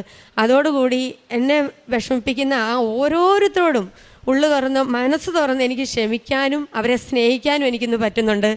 ഏറ്റവും മനോഹരമായിട്ട് മുമ്പോട്ട് പോകാൻ എനിക്ക് സാധിക്കുന്നുണ്ട്. പ്രേക്ഷിത പ്രവർത്തനങ്ങൾ ഞാൻ പറഞ്ഞല്ലോ, ഞാൻ സാമ്പത്തികമായിട്ട് ഏറ്റവും കുറഞ്ഞ ഇതിലാണ്. പ്രായമായ കാരണവന്മാരാണ്. അപ്പോൾ ചേട്ടായിക്ക് അവരെ ഇട്ടിട്ട് ദൂരോട്ട് പോകാൻ പറ്റത്തില്ല. ഇവൻ്റെ ഇളയ കൊച്ച് 10 വയസ്സേ ഉള്ളൂ. അപ്പോൾ എല്ലാം കൊണ്ടുമായിട്ടും അമ്മച്ചയാണേലും ചേട്ടായി എപ്പോഴും അടുത്ത് വേണമെന്ന് ആഗ്രഹിക്കുന്ന ഒരു അമ്മയായതുകൊണ്ട് ഇട്ടിട്ട് നമുക്ക് ദൂരോട്ട് പോകാൻ സാധിക്കില്ല. അപ്പോൾ എൻ്റെ ഈ ഒരു വരുമാനം കൊണ്ട് വേണം മുമ്പോട്ട് പോകാൻ. പക്ഷേ എന്നാലും അതിൻ്റെ ഇടയ്ക്കും ആരെങ്കിലുമൊക്കെ നമ്മുടെ മുമ്പിൽ അവരുടെ ഇല്ലായ്മകൾ പറയാനോ അല്ലെങ്കിൽ അവരുടെ ശരിക്കുള്ള ബുദ്ധിമുട്ട് നമുക്ക് മനസ്സിലാക്കി തരാനോ അമ്മ മാതാവ് അതിന് അവസരം ഒരുക്കി തരാറുണ്ട്. ആ കാണുന്ന നേരത്തെ എൻ്റെ കയ്യിലുള്ളത് അതേപടി എടുത്തു കൊടുത്ത് അവരെ സഹായിക്കാൻ എനിക്ക് പറ്റുന്ന സഹായം. അതുപോലെ ഒരു ധ്യാന കേന്ദ്രത്തിലാണ് മാസം ഉച്ചഭക്ഷണത്തിനായിട്ട് ഒരു ചെറിയ പൈസ അതെനിക്ക് കൊടുക്കാൻ സാധിക്കുന്നുണ്ട്. ഒത്തിരി സന്തോഷത്തോടു കൂടി അത് ചെയ്യാൻ എനിക്ക് സാധിക്കുന്നുണ്ട്. പത്രമാണേലും എല്ലായിടത്തും ജാതി മതം നോക്കാതെ എല്ലാവർക്കും കൊടുക്കാൻ സാധിക്കുന്നുണ്ട്. പിന്നെ എല്ലാ ദിവസത്തെയും ഡെയിലി ബ്രെഡ് ഞാൻ സ്റ്റാറ്റസ് ഇടും. എനിക്ക് പറ്റുന്നിടത്തോളം പേർക്ക് ഞാൻ ഷെയർ ചെയ്യും. പിന്നെ ഉടമ്പടി ധ്യാനം അന്ന് മുതൽ ഇന്ന് വരെ ഒറ്റ ധ്യാനം പോലും ഞാൻ ഒഴിവാക്കിയിട്ടില്ല. എല്ലാ ധ്യാനവും എനിക്ക് കൃത്യമായിട്ട് കൂടാൻ പറ്റുന്നുണ്ട്. എനിക്ക് ഇനിയും വീട്ടിൽ ബുദ്ധിമുട്ടുകളുണ്ട്, മറ്റ് ചങ്കുപൊട്ടുന്ന വിഷമങ്ങളും ഒക്കെ ഉണ്ട്. പക്ഷേ അമ്മ മാതാവ് അതൊക്കെ കാണുന്നുണ്ട്. നമുക്ക് തരുന്ന ഓരോ വേദനകളും തമ്പുരാൻ അറിയാതെയല്ല. തമ്പുരാൻ നമുക്ക് തന്നത്, സൃഷ്ടിച്ച തമ്പുരാൻ അറിയത്തില്ലേ നമുക്ക് വേദനയുണ്ടെന്ന്. അതെനിക്കിന്ന് മനസ്സിലാക്കി ജീവിക്കാൻ എനിക്ക് സാധിക്കുന്നുണ്ട്. പരിശുദ്ധ അമ്മയ്ക്കും തിരുക്കുമാരനും കോടാനുകോടി നന്ദി. സുഭാഷിതങ്ങൾ 14:27. ദൈവഭക്തി ജീവൻ്റെ ഉറവയാണ്. മരണത്തിൻ്റെ കണികളിൽ നിന്ന് രക്ഷപ്പെടാൻ അത് സഹായിക്കുന്നു. മിനിച്ചേച്ചി പറഞ്ഞത് ജീവിതം മടുത്തിരിക്കുന്ന ഒരു അവസ്ഥയിലെത്തി എന്നുള്ളതാണ്.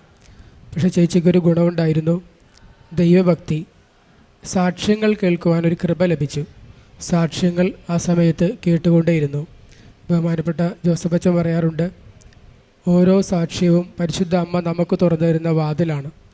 ഈ വാതിലിലൂടെയാണ് നമ്മൾ ഈശോയെ കണ്ടുമുട്ടുന്നത്. ഉടമ്പടിയിലേക്ക് വരുമ്പോൾ നമുക്ക് തുറന്നു കിട്ടുന്ന വാതിലുണ്ട്. ഈ സഹോദരി ആ സാക്ഷ്യങ്ങൾ കേട്ട് പ്രാർത്ഥിച്ചു കൊണ്ടിരുന്നപ്പോൾ ഒരു പ്രതീക്ഷയായി. ആ സാക്ഷ്യം കേട്ട് പ്രാർത്ഥിച്ചപ്പോൾ തന്നെയാണ് സൗഖ്യം ലഭിക്കുന്നത്.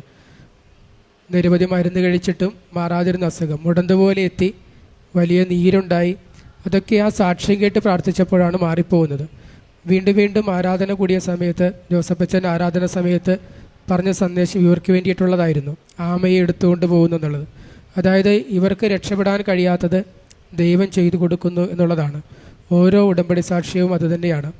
നമ്മുടെ കഴിവിലല്ല, ദൈവത്തിൻ്റെ കൃപയിലാണ് നമ്മൾ രക്ഷപ്പെടുന്നത്. പരിശുദ്ധ അമ്മയിലൂടെ ദൈവം നൽകിയ എല്ലാ അനുഗ്രഹങ്ങൾക്കും കൈയടിച്ച് നമുക്ക് ദൈവത്തെ മഹത്വപ്പെടുത്താം. യേശുവേ നന്ദി, യേശുവേ സ്തോത്രം, യേശുവേ ആരാധന. പരിശുദ്ധ കൃപാസനം അമ്മ മാതാവിനും ഈശോയ്ക്കും 1000 കോടി നന്ദി. എൻ്റെ പേര് രേഷ്മ ഇമ്മാനുവൽ. ഇത് എൻ്റെ ഹസ്ബൻഡ് ഇമ്മാനുവൽ, മോള് ജൊഹാന, ഹസ്ബൻഡിൻ്റെ മമ്മി സെറിത്ത്. ഞാനും ഹസ്ബൻഡും മോളും 13 വർഷമായിട്ട് അബുദാബിയിലാണ്. ഞങ്ങളവിടെ സെറ്റിൽഡാണ്. ആദ്യമായിട്ട് കൃപാസനത്തിൽ വരുന്നത് 2022 അന്ന് വരാനുണ്ടായ കാരണം എന്ന് പറയുന്നത് ഹസ്ബൻഡിൻ്റെ മമ്മിക്ക് ഒരു ദിവസം പെട്ടെന്ന് ഭയങ്കരമായ വയറുവേദനയും വോമിറ്റിങ്ങും ഒക്കെ ആയിട്ട് ഭയങ്കര ക്രിട്ടിക്കലായി. അങ്ങനെ പെട്ടെന്ന് ഹോസ്പിറ്റലിൽ എത്തിച്ചു. ഹോസ്പിറ്റലിൽ ചെന്നപ്പോൾ ഡോക്ടർ എല്ലാ സ്കാനും ബ്ലഡ് ടെസ്റ്റും എല്ലാം ചെയ്തു. അത് കഴിഞ്ഞ് അപ്പോൾ അതിൻ്റെ റിസൾട്ട് വന്നത് ഗോൾ ബ്ലാഡറിൽ വലിയ സ്റ്റോണുകൾ ഉണ്ടെന്നായിരുന്നു. അത് പാൻക്രിയാറ്റിസിനെ അഫക്റ്റ് ചെയ്ത് പാൻക്രിയാറ്റൈറ്റിസ് എന്ന് പറയുന്ന വലിയൊരു ഇൻഫെക്ഷനും ആയിട്ടുണ്ടായിരുന്നു. അപ്പോൾ തന്നെ ഡോക്ടർ പറഞ്ഞു ഇമ്മീഡിയറ്റ് ആയിട്ട് അഡ്മിഷൻ വേണം, ഫുഡൊന്നും ഓറലി ഒന്നും എടുക്കാൻ പറ്റില്ല, IV ഫ്ലൂയിഡും ആൻറ്റിബയോട്ടിക്സും മാത്രമേ ഉള്ളൂ. അങ്ങനെ ആ സമയത്ത് മമ്മി നാട്ടിൽ ഒറ്റയ്ക്കാണ് താമസിക്കുന്നത്, ഞങ്ങളെല്ലാവരും അബുദാബിയിലാണ്. അപ്പോൾ ആ സമയത്ത് സഹായിക്കാൻ ആരുമില്ല. എൻ്റെ മമ്മിയും എൻ്റെ ബ്രദറും സഹായിക്കുന്നുണ്ടായിരുന്നു, ഇടയ്ക്ക് വന്ന് നോക്കിയിരുന്നു ഹോസ്പിറ്റലിൽ. അങ്ങനെ സ്കാൻ റിപ്പീറ്റ് ചെയ്തു, സ്റ്റോണിനൊന്നും ഒരു മൂവ്മെൻ്റ് ഇല്ല. ഡോക്ടർ പറഞ്ഞു പോകുന്ന നോക്കട്ടെ പക്ഷേ ഒരു മൂവ്മെൻറ്റും ഇല്ല, സ്റ്റോൺ അങ്ങനെ നിൽക്കുന്നു, ഇൻഫെക്ഷനും അതുപോലെ കൂടി നിൽക്കുന്നു. മമ്മി ഓരോ ദിവസവും ക്രിട്ടിക്കൽ സ്റ്റേജിലേക്ക് പോയിക്കൊണ്ടിരിക്കുമായിരുന്നു. അങ്ങനെ ഇരിക്കുന്ന സമയത്ത് ഡോക്ടർ പറഞ്ഞു ഇനി ഇങ്ങനെ വെച്ചുകൊണ്ടിരുന്നിട്ട് കാര്യമില്ല, ആളുടെ നില വഷളായിക്കൊണ്ടിരിക്കുകയാണ്, MRCP എന്ന് പറഞ്ഞൊരു പ്രൊസീജിയർ ചെയ്ത് നമുക്ക് ഈ സ്റ്റോണിനെ മൂവ് ചെയ്യിപ്പിക്കാമെന്ന് പറഞ്ഞു. അങ്ങനെ പറഞ്ഞു. അപ്പോൾ ക്ലോസ് റിലേറ്റീവ്സ് ആരുമില്ല, അതുകൊണ്ട് ഡോക്ടർ വിളിച്ചു, ഹസ്ബൻഡും ഡോക്ടറിനെ വിളിച്ച് സംസാരിച്ചപ്പോൾ നിങ്ങൾ എത്രയും പെട്ടെന്ന് ഇവിടെ വരണം, മോൻ വന്ന് കൺസെൻറ്റ് സൈൻ ചെയ്യാതെ ഇത് ചെയ്യാൻ പറ്റില്ലെന്ന് പറഞ്ഞു. കാരണം ഇതിന് ഒരുപാട് കോംപ്ലിക്കേഷൻസ് ഉണ്ട്. അപ്പോൾ ഞങ്ങൾ ആ സമയത്ത് 2022 കോവിഡൊക്കെ കഴിഞ്ഞിരുന്ന് 2.5 വർഷത്തിന് ശേഷം നാട്ടിലേക്ക് വരാൻ ഞങ്ങൾ 3 പേരും ടിക്കറ്റ് എടുത്ത് ഇരിക്കുമായിരുന്നു. അപ്പോൾ അതിന് ഒരു 2 ആഴ്ച മുമ്പാണ് ഇങ്ങനെ ഒരു സംഭവം ഉണ്ടാകുന്നത്. അപ്പോൾ എത്രയും പെട്ടെന്ന് വരണമെന്ന് പറഞ്ഞുകൊണ്ട് ഹസ്ബൻഡും കുഞ്ഞും വേഗം നാട്ടിലേക്ക് പോന്നു. അവർ വന്ന് എയർപോർട്ടിൽ വന്ന് ഇറങ്ങി. അപ്പോൾ ആ സമയത്ത് അന്ന് രാവിലെ തന്നെ ഓൾറെഡി പ്രൊസീജിയർ പോസ്റ്റ് ചെയ്തേക്കുമായിരുന്നു. ഡോക്ടർ പറഞ്ഞു ഒരു കാര്യം ചെയ്യാം, നമുക്ക് രാവിലെ ഒരു സ്കാനും കൂടെ ചെയ്ത് നോക്കിയിട്ട് പ്രൊസീജിയറിന് കയറ്റാമെന്ന് പറഞ്ഞു. അങ്ങനെ നേരെ സ്കാനിങ് റൂമിലേക്ക് പോകുന്ന വഴിയിൽ മമ്മി വളരെ ക്ഷീണിതയാണ്, വീൽ ചെയറിൽ കൊണ്ടുപോകുന്ന സമയത്ത് ഒരു ലേഡി, അവിടുത്തെ ഹൗസ് കീപ്പിങ്ങിൻ്റെ ഒരു ചേച്ചിയാന്ന് തോന്നുന്നു, ആ ചേച്ചി വന്ന് കൃപാസനം പത്രം കൊടുക്കുകയാണ്. മമ്മിയുടെ ഈ അവസ്ഥ കണ്ടപ്പോൾ കൊടുത്തിട്ട് പറഞ്ഞു ചേച്ചി ഒന്നുകൊണ്ടും പേടിക്കണ്ട, മാതാവ് നോക്കിക്കോളും, പ്രാർത്ഥിക്കാൻ പറഞ്ഞു. മമ്മി അത് ശ്രദ്ധിച്ചില്ല, മേടിച്ച് കയ്യിൽ വെച്ചു, വീൽ ചെയറിൻ്റെ സൈഡിൽ വെച്ചു, അത് നോക്കി ഒന്നും ചെയ്തില്ല. നേരെ കയറിയത് സ്കാനിങ് റൂമിലേക്കാണ്. സ്കാൻ ചെയ്തു. ഡോക്ടർ പറഞ്ഞു സ്റ്റോൺ അവിടെ ഇല്ല, ഇനിയൊരു പ്രൊസീജിയറിൻ്റെ ആവശ്യമില്ല, ഒരു കുഴപ്പമില്ല, 2 ദിവസം കൂടെ കഴിഞ്ഞിട്ട് നമുക്ക് ഡിസ്ചാർജ് ആക്കാം, ഫുഡൊക്കെ ഇനി കഴിച്ചു തുടങ്ങാമെന്ന് പറഞ്ഞു. അതാണ് ഏറ്റവും വലിയ ആദ്യമായിട്ട് മാതാവിൻ്റെ അനുഗ്രഹം ഞങ്ങളുടെ ജീവിതത്തിൽ ഉണ്ടായത്, ആദ്യത്തെ അത്ഭുതം. അത് അമ്മ മാതാവ് ഈശോ വഴി ഞങ്ങളുടെ ജീവിതത്തിൽ ഒരു അത്ഭുതം പ്രവർത്തിച്ചു. അപ്പോൾ അങ്ങനെ ഡിസ്ചാർജായി മമ്മി സുഖം പ്രാപിച്ച് വീട്ടിലേക്ക് പോന്നു. അപ്പോൾ അന്ന് മമ്മി പറഞ്ഞു നമുക്ക് എന്തായാലും എല്ലാവരും ഒരുമിച്ച് ഇവിടെ വന്ന് മാതാവിന് നന്ദി പറഞ്ഞു പോകണം കൃപാസനത്തിൽ നിന്ന്. അങ്ങനെ ഞങ്ങൾ ഒരാഴ്ച കഴിഞ്ഞ് മമ്മിയോ എല്ലാം ഓക്കെ കഴിഞ്ഞപ്പോൾ ഞാനും നാട്ടിലെത്തി, ഞങ്ങൾ എല്ലാവരും ഇവിടെ വന്നു. ആദ്യമായിട്ട് അങ്ങനെയാണ് 2022 ഇവിടെ എത്തുന്നത്, അമ്മയുടെ മണ്ണിൽ കാലുകുത്തുന്നത്. അങ്ങനെ വന്നു. ഉടമ്പടി ഒന്നും എടുത്തില്ല അന്ന്. ഉടമ്പടി എന്താണെന്നോ ഇതെന്താ സംഭവങ്ങളൊന്നും അറിയില്ല. മമ്മി പറഞ്ഞു ഇങ്ങനെ ഉടമ്പടിയൊക്കെ ഉണ്ട്, കുറേ കാര്യങ്ങൾ ചെയ്യാനുണ്ട്, പക്ഷെ നമുക്കതൊന്നും ചെയ്യാൻ പറ്റില്ല. നമ്മൾ വന്നു മാതാവിൻ്റെ അടുത്ത് നന്ദി പറഞ്ഞു പോവാമെന്ന് പറഞ്ഞു. ഇവിടെ വന്നു, അവിടുത്തെ മാതാവിൻ്റെ അടുത്ത് വന്ന് ഞങ്ങൾ നേർച്ചയിട്ട് പ്രാർത്ഥിച്ച് അപ്പം തന്നെ 15 മിനിറ്റ് നിന്നിട്ട് പോയി. പക്ഷേ ആ സമയത്ത് ഞാനിവിടെ വരുമ്പോൾ ഇങ്ങനെ കുറേ പ്രാർത്ഥനകളും അച്ഛൻ്റെ പ്രാർത്ഥന അല്ലെങ്കിൽ ഉടമ്പടി പുതുക്കൽ അങ്ങനെ കുറേ കാര്യങ്ങളൊക്കെ കേൾക്കുകയും കാണുകയൊക്കെ ചെയ്തു. അപ്പോൾ ഞാൻ ഓർത്ത് ഇവിടെ എന്തൊക്കെയോ സംഭവിക്കുന്നുണ്ടെന്ന് ജസ്റ്റ് മനസ്സിലാക്കിയിട്ട് കണ്ടിട്ട് ഞാനങ്ങ് പോയി, അത്രേ ഉള്ളൂ. ഞാനാണെങ്കിലും പ്രാർത്ഥിക്കും എന്നല്ലാതെ മാതാവിൻ്റെ അടുത്ത് ഒരു പ്രത്യേക ഒരു ഭക്തിയോ അങ്ങനെയൊന്നും എനിക്കുണ്ടായിരുന്നില്ല. കുടുംബ പ്രാർത്ഥന ചെല്ലും, ഞായറാഴ്ചകളിൽ ചിലപ്പോഴൊക്കെ മുടങ്ങാറുണ്ട് ഡ്യൂട്ടിയുടെ ഇതനുസരിച്ചിട്ട്, അല്ലാത്ത സമയങ്ങളിൽ പള്ളിയിൽ പോവും. അങ്ങനെ ഒരു നോർമൽ ഒരു ഇതിലായിരുന്നു, അങ്ങനെ കൂടുതലൊരു ഭക്തി ജീവിതത്തിലേക്കൊന്നും ഉണ്ടായിരുന്നില്ല.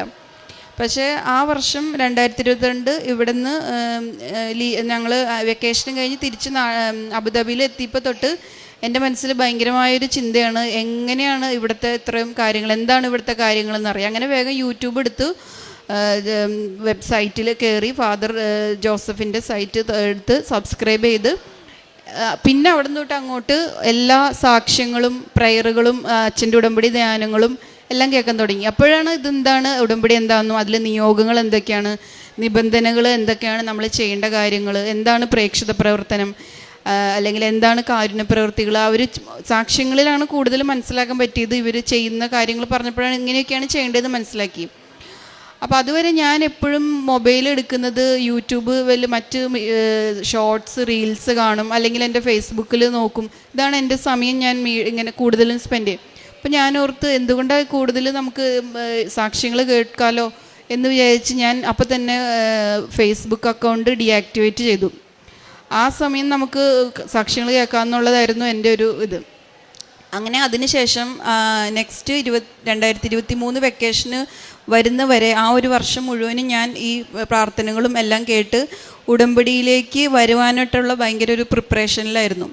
അപ്പോൾ എൻ്റെ ഹസ്ബൻഡും ഇങ്ങനെ നോക്കുന്നുണ്ട്, നീ എന്താ എപ്പോഴും ഇങ്ങനെ പ്രാർത്ഥനകൾ കേൾക്കുന്നത് ഭയങ്കര. അപ്പോൾ ഞാൻ പറഞ്ഞു, എന്തായാലും 2023 നമ്മൾ നാട്ടിൽ വെക്കേഷന് വരുമ്പോൾ ആദ്യം ഇവിടെ വരണം, കൃപാസനത്തിൽ അമ്മ മാതാവിൻ്റെ അടുത്ത് വന്ന് ഉടമ്പടി എടുക്കണം എനിക്കെന്ന് പറഞ്ഞു. അപ്പോൾ പുള്ളി ഞെട്ടിപ്പോയി. ഉടമ്പടിക്ക് കുറേ കാര്യങ്ങൾ ചെയ്യാനുണ്ട്, നമുക്ക് ഇതൊന്നും ചെയ്യാൻ പറ്റില്ല. അവിടെ അബുദാബിയിലത്തെ ഗൾഫിലത്തെ ലൈഫ് അറിയാം, നമുക്ക് സമയമില്ല, എപ്പോഴും ജോലി കാര്യങ്ങൾ, വീട്ടിൽ വന്ന അടുത്ത ജോലികൾ, അങ്ങനെ ഇതൊക്കെ ഇപ്പം നമുക്ക് ചെയ്യാൻ പറ്റും. ഞാൻ പറഞ്ഞില്ല, എനിക്ക് ചെയ്യാൻ പറ്റും, ഞാൻ റെഡിയാണ്, പോയി ഉടമ്പടി എടുക്കണം എന്ന് പറഞ്ഞു. അങ്ങനെ 2023 ജൂലൈ 11 ഇവിടെ വന്ന് കൃപാസനത്തിൽ വന്ന് തീർത്ഥാടക ഉടമ്പടി എടുക്കുന്നത്. അപ്പോൾ ആ സമയത്ത് പ്രത്യേകിച്ച് ഒരു ക്രിട്ടിക്കൽ കാര്യങ്ങളൊന്നുമില്ല, ഒന്നും എഴുതാൻ അങ്ങനെ പ്രത്യേകിച്ചുള്ള വിഷയത്തിൻ്റെ പുറത്തല്ല വന്ന് ഉടമ്പടി എടുത്തത്. മാതാവിനോട് കൂടുതൽ അടുക്കാനും ആത്മീയതയിലേക്ക് വളരുക എന്നൊരു ഉദ്ദേശം മാത്രമേ എനിക്കുണ്ടായിരുന്നുള്ളൂ. അങ്ങനെ വന്ന് എൻ്റെ നോർമലായിട്ടുള്ള കുറച്ച് എല്ലാവരുടെയും പോലെയുള്ള 6 നിയോഗങ്ങളും ഞാനും അതിൽ പേപ്പറിൽ എഴുതി വെച്ചു. ക്ലാസ്സും കഴിഞ്ഞു, എല്ലാം പ്രാർത്ഥിച്ച് എല്ലാം കഴിഞ്ഞ് പോയി. അങ്ങനെ തിരിച്ച് ആ വർഷത്തെ വെക്കേഷനും കഴിഞ്ഞ് നാട്ടിലേക്ക് ഞങ്ങൾ തിരിച്ചു പോയി. അപ്പോൾ ഞാൻ ആ യു എയിലേക്ക് തിരിച്ചു പോയി. അപ്പോൾ ആ സമയത്ത് ഞങ്ങൾക്ക് ഉണ്ടായിരുന്നൊരു പ്രശ്നം എന്ന് പറയുന്നത്, 1 വർഷമായിട്ട് 1.5 വർഷമായിട്ട് എൻ്റെ എല്ലാം ഞങ്ങൾ വർക്ക് ചെയ്യുന്ന കുറച്ച് പേരുടെ സാലറിയൊക്കെ കുറച്ചിട്ടുണ്ടായിരുന്നു. അപ്പോൾ അതുകൊണ്ട് ഫൈനാൻഷ്യലി കുറച്ച് ബുദ്ധിമുട്ടിലൊക്കെ പോയിക്കൊണ്ടിരുന്നു. പക്ഷേ ഞാനത് ഉടമ്പടിയിലൊന്നും വയ്ക്കുക അങ്ങനെക്കുറിച്ച് മൈൻഡ് ചെയ്തിട്ടില്ലായിരുന്നു.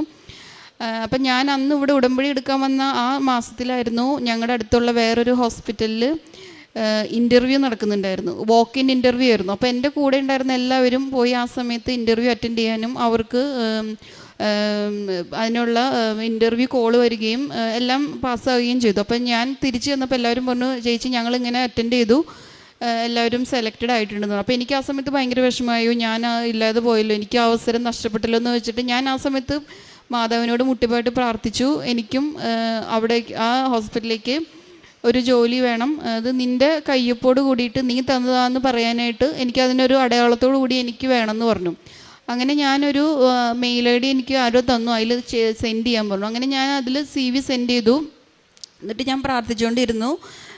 ആ സമയത്ത് അങ്ങനെ പ്രാർത്ഥിച്ച് ഇരിക്കുന്ന സമയത്ത് ഒരു ദിവസം ഞാൻ ഡ്യൂട്ടിയിലായിരിക്കുമ്പോൾ എനിക്ക് ഈ ഹോസ്പിറ്റലിൽ നിന്ന് HR നിന്ന് ഒരു കോൾ വരെ ഉണ്ടായത്. എന്നോട് പറഞ്ഞു, മൈ നെയിം ഈസ് മറിയം എന്ന് പറഞ്ഞു. അപ്പോൾ തന്നെ ഞാൻ വിചാരിച്ചു, ഇത് മാതാവ് എനിക്ക് വേണ്ടിയിട്ട് വെച്ചേക്കുന്നതാണ്. മാതാവിനോട് ഞാൻ അടയാളം ചോദിച്ചപ്പോൾ അപ്പോൾ തന്നെ എനിക്ക് എൻ്റെ മൈ നെയിം ഈസ് മറിയം എന്ന് പറഞ്ഞിട്ടൊരു ലേഡി എന്നെ വിളിച്ചത്. അപ്പോൾ തന്നെ എനിക്ക് ഭയങ്കര സന്തോഷമായി. അപ്പോൾ ഇത് ഞാൻ ഓർപ്പിച്ചത് എനിക്ക് ജോലി കിട്ടും. അങ്ങനെ പറഞ്ഞു, ഇങ്ങനെ നിൻ്റെ CV റിസീവ് ചെയ്തിട്ടുണ്ട്, നിനക്ക് ഇൻ്റർവ്യൂവിന് ഓക്കെ ആണെങ്കിൽ ഇമെയിലിൽ കൺഫേം ചെയ്യണം. അങ്ങനെ ഇൻ്റർവ്യൂ നടന്നു. ഇൻ്റർവ്യൂ പാസ്സായി എനിക്ക് ആ ജോലി കിട്ടി.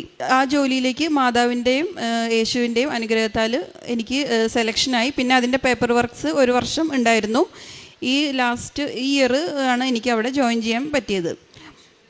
അപ്പോൾ എനിക്ക് സത്യത്തിൽ ഇൻ്റർവ്യൂ നടത്തിയത് ഇൻപേഷ്യൻ്റ് എന്ന് പറഞ്ഞിട്ട്, അതായത് വാർഡ് പേഷ്യൻ്റ് അഡ്മിഷനായിട്ട് കിടക്കുന്ന ആയിട്ടുള്ള വാർഡുകൾ, അക്യൂട്ട് കെയറിലേക്കാണ് എനിക്ക് ഇൻ്റർവ്യൂ നടന്നിരുന്നത്. അപ്പോൾ ആ ഹോസ്പിറ്റലിൽ എന്ന് വെച്ചാൽ 12 hours ഡ്യൂട്ടിയാണ്, ഭയങ്കരമായ ഹെവി ഡ്യൂട്ടിയാണ് അവിടെ നടക്കുന്നത്.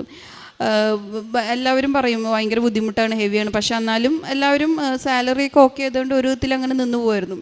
അപ്പം ഞാൻ പ്രാർത്ഥിച്ചു, ഈശോയെ, ഞാൻ കുറേ നാളുകളായിട്ട് വർക്ക് ചെയ്യുന്നത് ഔട്ട് പേഷ്യൻ്റ് ഡിപ്പാർട്ട്മെൻറ്റിലാണ്, ഞാൻ എങ്ങനെ ഇൻപേഷ്യൻറ്റിലേക്ക് പോവും?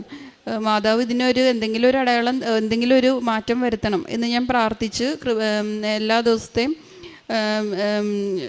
പ്രാർത്ഥന, വൈകിട്ടത്തെ പ്രാർത്ഥനയും രാവിലെ 5:30 പ്രാർത്ഥനയിൽ, ഉടമ്പടി പ്രാർത്ഥനയിലും ഞാൻ പ്രത്യേകത പ്രാർത്ഥിക്കുമായിരുന്നു. അതുപോലെ തന്നെ അത് മാത്രമല്ല, ഓഫും ഭയങ്കര ബുദ്ധിമുട്ടായിരുന്നു. നമുക്ക് ഞായറാഴ്ചകളിൽ ഓഫൊന്നും കിട്ടില്ല, വിചാരിക്കുന്ന സമയത്ത് കിട്ടില്ല. അപ്പോൾ എൻ്റെ കുർബാനയുടെ ഇതും മുടങ്ങിപ്പോവും. അപ്പോൾ ഞാൻ പറഞ്ഞു, എനിക്ക് ഞായറാഴ്ചകളിൽ കുർബാന കൂടണം, അതിന് മാതാവ് എങ്ങനെയെങ്കിലും ഒരു ഇത് ഉണ്ടാക്കി തരണം, പോകാൻ വഴി എനിക്ക് തരണം എന്ന് പറഞ്ഞു.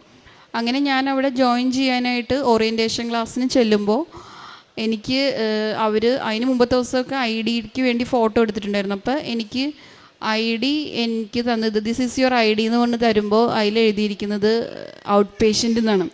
അപ്പം ഞാൻ മാതാവിനോട് പ്രാർത്ഥിച്ച പോലെ തന്നെ എന്നെ ഒരു ഔട്ട് പേഷ്യൻ്റ് ഡിപ്പാർട്ട്മെൻറ്റിലേക്കാണ് മാതാവ് നയിച്ചത്. അതിൽ യേശോപ്പച്ചനും അമ്മ മാതാവിനും 1000 കോടി നന്ദി പറയുന്നു. അതുകൊണ്ട് എനിക്ക് ഞാൻ ഞായറാഴ്ച ഒരു ദിവസം എനിക്ക് ഓഫ് വേണം, എനിക്ക് പള്ളിയിൽ പോകണമെന്നാണ് ഞാൻ പറഞ്ഞത്. പക്ഷേ ശനി ഞായറുമാണ് എനിക്ക് മാതാവ് തന്ന് അനുഗ്രഹിച്ചത്, ഓഫ് തന്നത്. അപ്പം എനിക്ക് ശനി ഞായറും ഓഫാണ്. അതിന് യേശോപ്പച്ചനും അമ്മ മാതാവിനും 1000 കോടി നന്ദി പറയുന്നു. പിന്നെ എനിക്കുണ്ടായ 2 രോഗസൗഖ്യങ്ങളെക്കുറിച്ചാണ് പറയുന്നത്. അത് ഞാൻ ഉടമ്പടിയിൽ വെക്കുകയോ മാതാവിനോട് പ്രത്യേകമായിട്ട് നിയോഗത്തിൽ വെക്കുകയോ ചെയ്തിട്ടില്ല. പക്ഷേ എന്താണെന്ന് വെച്ചാൽ എനിക്ക് വയറുവേദന ഇടയ്ക്ക് ഭയങ്കരമായിട്ടുണ്ട്. ഒരു 2 വർഷമായിട്ട് സ്ഥിരമായിട്ട് വയറുവേദന. അതെന്ത് കൊണ്ടാണെന്ന് അറിയില്ല. ചില ഫുഡുകൾ കഴിക്കുമ്പോൾ എന്ത് ഫുഡാണെന്ന് ഇതുവരെ ഒന്നും മനസ്സിലായിട്ടില്ല. ഫുഡ് കഴിച്ച് കഴിഞ്ഞാൽ ഉടനെ തന്നെ ചില സമയത്ത് വാഷ്റൂമിൽ പോകാൻ തോന്നും, ഭയങ്കരമായ വയറുവേദന. ഡ്യൂട്ടിയുടെ സമയത്താണെങ്കിലും കമന്ന് കിടന്ന് ഞാൻ കരഞ്ഞ് വയറുവേദന എനിക്കുണ്ടായിട്ടുണ്ട്. അപ്പോൾ എനിക്ക് പേടിയായിരുന്നു. ഹോസ്പിറ്റലിൽ പോയി സ്കാൻ ചെയ്തൊക്കെ എന്താണ് പറയുന്നത് അറിയില്ല. അതുകൊണ്ട് ഞാൻ അതിങ്ങനെ വെച്ചുകൊണ്ടിരുന്നു. പക്ഷേ ഉടമ്പടി എടുത്തതിന് ശേഷം ഞാൻ തൈലം തേച്ച് പ്രാർത്ഥിക്കുമായിരുന്നു സ്ഥിരമായിട്ട്. ഇതെന്താ വയറുവേദന അറിയില്ല മാതാവേ എന്ന് പറഞ്ഞ് പ്രാർത്ഥിക്കുമായിരുന്നു. അങ്ങനെ ഞാൻ എൻ്റെ ഉള്ളിൽ ഹോസ്പിറ്റലിൽ പോവുക എന്നുള്ളൊരു ചിന്ത ഉണ്ടാവുകയുണ്ടായത്. അങ്ങനെ ഞാൻ പോയി ഗ്യാസ്ട്രോ ഡോക്ടറെ കണ്ടു. Doctor scan, blood test, urine, stool എല്ലാ ടെസ്റ്റും നടത്തി. ഡോക്ടർ പറഞ്ഞു ഈ ടെസ്റ്റുകളിലൊന്നും ഒരു കുഴപ്പമില്ല, പക്ഷേ ചിലപ്പോൾ ഇത് ഇറിറ്റബിൾ ബൗൾ സിൻഡ്രോം എന്ന് പറഞ്ഞൊരു കണ്ടീഷനായിരിക്കും. നമ്മൾ സ്ട്രെസ്സോ അല്ലെങ്കിൽ കൂടുതൽ ആങ്സൈറ്റി ഒക്കെ വരുമ്പോൾ വരുന്നതാണ്. അതുകൊണ്ട് നീ മെഡിസിൻ സ്റ്റാർട്ട് ചെയ്തോ, ആൻറ്റിബയോട്ടിക് 1 വീക്ക്, അത് കഴിഞ്ഞിട്ട് ഒരു ആൻറ്റി ഡിപ്രസൻറ്റ് എന്ന് പറഞ്ഞൊരു മരുന്നും തന്നു, ഇതും കഴിക്കണം എന്ന് പറഞ്ഞു. അപ്പം ഞാൻ ഓക്കെ പറഞ്ഞിട്ട് ഡോക്ടറിൻ്റെ റൂമിൽ നിന്ന് പുറത്തിറങ്ങി ഞാൻ വേഗം പ്രിസ്ക്രിപ്ഷൻ എടുത്ത് നോക്കി. ഞാൻ വിചാരിച്ചു ഇതെന്ത് ഇങ്ങനെയൊക്കെ മരുന്ന്, എനിക്കിതിന് അതിൻ്റെ ആവശ്യമൊന്നും എനിക്കില്ല, ഞാനിത് എടുക്കാൻ എന്തായാലും പോണില്ല. മാതാവിൻ്റെ ഉടമ്പടി എടുത്ത ആളാണ് ഞാൻ. മാതാവ് എന്നെ സുഖപ്പെടുത്തുന്ന എനിക്ക് നല്ല ഉറപ്പ് വിശ്വാസം ഉണ്ടായിരുന്നു.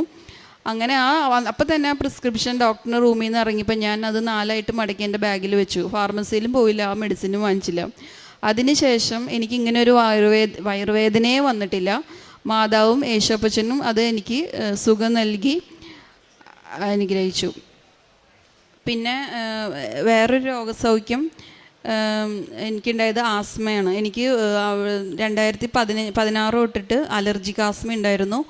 അത് ഇങ്ങനെ കൂടുതലായപ്പോൾ ഡോക്ടറോട് ഇൻഹേലർ എടുക്കണം, എനിക്ക് മീഡിയം റിസ്ക് ആണ് ആസ്മയ്ക്ക്, മീഡിയം ടു ഹൈ റിസ്ക്, അപ്പോൾ നീ ഇൻഹേലർ എടുത്തേ പറ്റുള്ളൂ എന്ന് പറഞ്ഞു. അങ്ങനെ അന്ന് തൊട്ടേ ഞാൻ സ്ഥിരമായിട്ട് ഇൻഹേലർ എടുക്കാൻ തുടങ്ങി. 2 ഇൻഹേലർ എപ്പോഴും എൻ്റെ കയ്യിലുണ്ടാവും, ബാഗിലും ഒരെണ്ണം വീട്ടിലും ഒരെണ്ണം.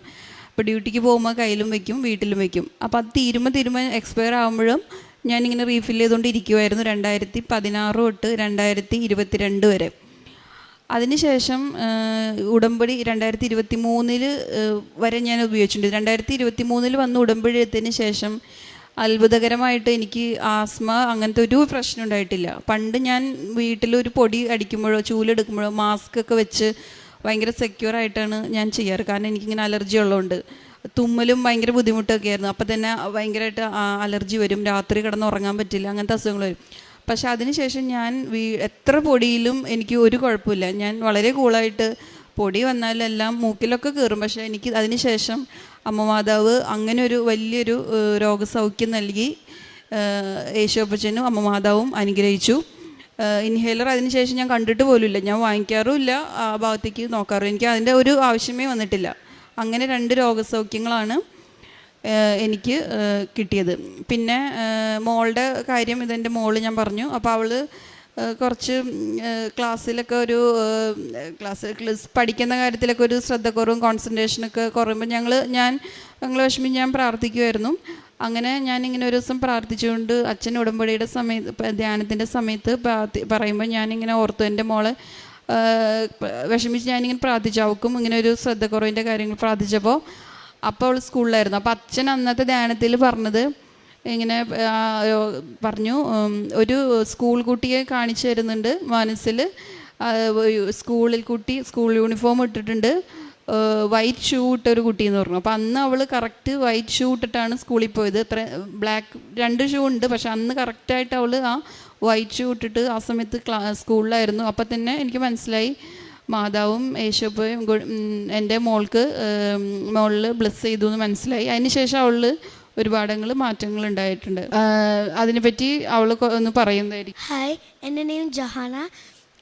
ഞാനൊരു I'm giving a testimony that I have witnessed in my life. That the first one is whenever I have sickness or any health problems, I tell my parents to give me the Mother Mary's holy oil and holy salt. And when I eat it, I say the I believe prayer. After saying the I believe prayer, the Mother Mary immediately cures my sickness. That is my first testimony. The second one is I had in my behavior, I have been very like greedy and like that. So then I prayed to Mother Mary that my behavior should be changed, and then she immediately changed my behavior, and I prayed to Jesus, and now I'm good. Thank you, Mother Mary, for blessing me and Jesus. യേശുവേ നന്ദി, യേശു സ്തോത്രം. എൻ്റെ പേര് Emmanuel.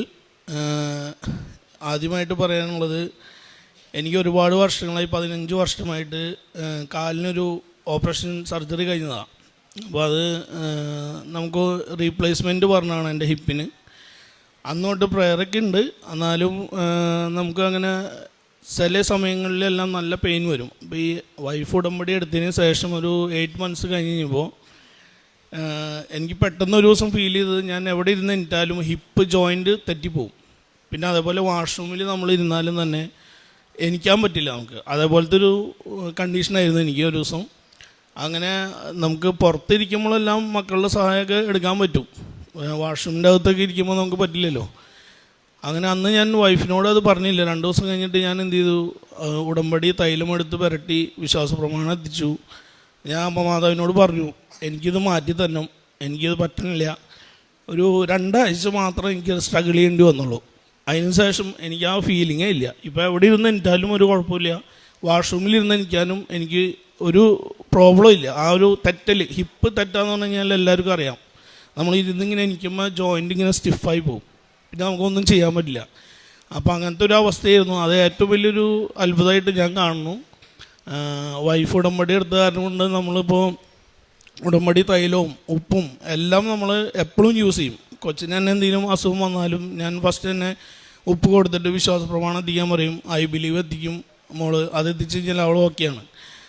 അതേപോലെ വലിയൊരു സംഭവം എന്ന് പറഞ്ഞാൽ ഞങ്ങൾ 13 വർഷമായി അവിടെ. അപ്പോൾ ലൈസൻസ് UAE എടുക്കാമെന്ന് പറഞ്ഞു കഴിഞ്ഞാൽ ഇത്തിരി ടഫാണ്. നമുക്കിപ്പോൾ ഒരുപാട് പൈസ ചിലവൊക്കെ ഉള്ളതാണ് അതിൽ. അപ്പോൾ ഞാനതിന് തുനിയാറില്ല. പിന്നെ പുള്ളിക്കാരത്തിൻ്റെ ഒരു ആഗ്രഹപ്രകാരം നമ്മളതിലോട്ട് ഇറങ്ങി. അതും ഒരു വലിയൊരു മിറാക്കിളാണ്. കാരണം തിയറി ഞാൻ ഒരു വട്ടം ഫെയിലായി. അപ്പോൾ അതിന് നിസ്സാര എമൗണ്ട് നമുക്ക് സെക്കൻഡ് ടൈം എടുക്കേണ്ടി വരുള്ളൂ. അപ്പോൾ അന്ന് പോകുമ്പോഴും മമ്മി എന്നോട് പറഞ്ഞിരുന്നു, വിശ്വാസ പ്രമാണം എത്തിക്കുക, ഉപ്പ് കൊണ്ടുപോവുക, തൈലം പുരട്ടാം. എമിറേറ്റ്സ് സൈഡിൽ തൈലം പുരട്ടിയിട്ടാണ് ഞാൻ പോയത്. തിയറി ഞാൻ ഫെയിലായി. എന്നാലും ആ വിശ്വാസം ഞാൻ കൈവെടിഞ്ഞില്ല. 2ാമത് തിയറി എഴുതി പാസ്സായി. അത് കഴിഞ്ഞിട്ട് ഞാൻ ടെസ്റ്റിന് പോയി. ടെസ്റ്റിന് പോയപ്പോൾ ഉണ്ടായ അത്ഭുതം എന്താണെന്ന് വെച്ച് കഴിഞ്ഞാൽ, ഞങ്ങളിരുന്ന ബസ്സിൽ നിന്ന് കുറച്ച് പേരെ മാറ്റിയിട്ട് ഞാൻ ആ ബസ്സിൽ തന്നെ ആയിരുന്നു. അവരെനിക്ക് തന്നൊരു ലേഡി, ഒരു അറബി ലേഡി ആയിരുന്നു. അപ്പോൾ തന്നെ അന്നും ഞാൻ ഇതേ പ്രൊസീജിയർ തന്നെ ചെയ്തത്, ഉപ്പും തൈലവും പുരട്ടിയാണ് പോയത്. മാതാവ് വന്ന പോലെയാണ് എനിക്കവിടെ തോന്നിയത്. കാരണം ഒരു ലേഡി ജെൻസിന് വരാറില്ല, അങ്ങനെ സ്വതവേ അങ്ങനെ കേട്ടിട്ടില്ല. അങ്ങനെ ഞങ്ങൾ കുറച്ച് പേർക്ക് വേണ്ടിയിട്ട് ഒരു ലേഡി ആയിരുന്നു അവിടെ ടെസ്റ്റിന് വന്നത്. ഞാൻ ഫസ്റ്റ് അറ്റംപ്റ്റിൽ തന്നെ എൻ്റെ തെറ്റി. സെക്കൻഡ് അറ്റംപ്റ്റിലും പുള്ളിക്കാരി ചോദിച്ചു, did you check the mirror? ഞാൻ പറഞ്ഞു ചെക്ക് ചെയ്തെന്ന് പറഞ്ഞു. ബട്ട് ഞാൻ ചെക്ക് ചെയ്തില്ലായിരുന്നു. അപ്പോൾ അങ്ങനെ ഒരു തെറ്റ് മിസ്റ്റേക്ക് വന്നെങ്കിലും മാതാവ് അത്ഭുതകരമായിട്ട് എനിക്ക് ആ ലൈസൻസ് കിട്ടാനായിട്ട് എനിക്ക് അനുഗ്രഹിച്ചു. ലൈസൻസ് ലഭ്യമായി. അതൊരു വലിയൊരു അത്ഭുതമാണ് ഞാൻ കാണുന്നു. മാതാവ് വന്ന് തന്നെ ഹെൽപ്പ് ചെയ്ത പോലെ തന്നെ എനിക്ക് തോന്നിയത്. അതുപോലെ ഇപ്പോൾ UAE റെൻറ്റ് വളരെ കൂട്ടിയിരുന്നു. അപ്പോൾ അതിൽ ഞങ്ങൾ ഇപ്പോൾ കുറച്ച് നാളായിട്ട് സ്ട്രഗിൾസ് ആയിരുന്നു. പക്ഷേ ഞാൻ അന്ന് പോകുമ്പോഴും മാതാവിൻ്റെ ഉപ്പെടുത്ത് എൻ്റെ പോക്കറ്റിലിട്ടിട്ട് ഞാൻ പോയത്. വീട്ടിൽ നിന്ന് ഇറങ്ങുമ്പോൾ ഞാൻ എത്രയേ പറഞ്ഞുള്ളൂ, എനിക്ക് അവിടെ ചെന്ന് കഴിഞ്ഞിട്ട് അങ്ങോട്ടും ഇങ്ങോട്ടും ഒന്നും സംസാരിക്കാൻ ഒരു ഇടവരുത്തരുത് മാതാവേ എന്ന് പറഞ്ഞിട്ട് ഞാൻ പോയി. കാരണം നമുക്ക് അത്രയും എമൗണ്ട് എടുക്കാനില്ല. എല്ലാവർക്കും 5% കൂട്ടുന്നു, ചിലവർക്ക് സഡനായിട്ട് സ്ട്രേറ്റ് 15,000 കൂട്ടണേ. ഞാനിത് പ്രാർത്ഥിച്ചു പോയി. അവിടെ ചെന്നു കയറി ടോക്കൺ എടുത്ത് ചെന്നിരിക്കുമ്പോൾ പുള്ളി ഒന്നും ചോദിച്ചില്ല. എന്നോട് ഫ്ലാറ്റ് നമ്പർ ചോദിച്ചു. ഞാൻ പറഞ്ഞു പഴയ റെൻ്റ് ഏതാണോ ആ റെൻറ്റിൽ തന്നെ എനിക്ക് പുതുക്കി തന്നു. അത് വലിയൊരു അത്ഭുതമാണ്. അതേപോലെ ഒരുപാട് അത്ഭുതങ്ങൾ മാതാവിൻ്റെ കൃപയാൽ ഞങ്ങൾക്ക് വീട്ടിലോട്ട് ലഭിച്ചിട്ടുണ്ട്.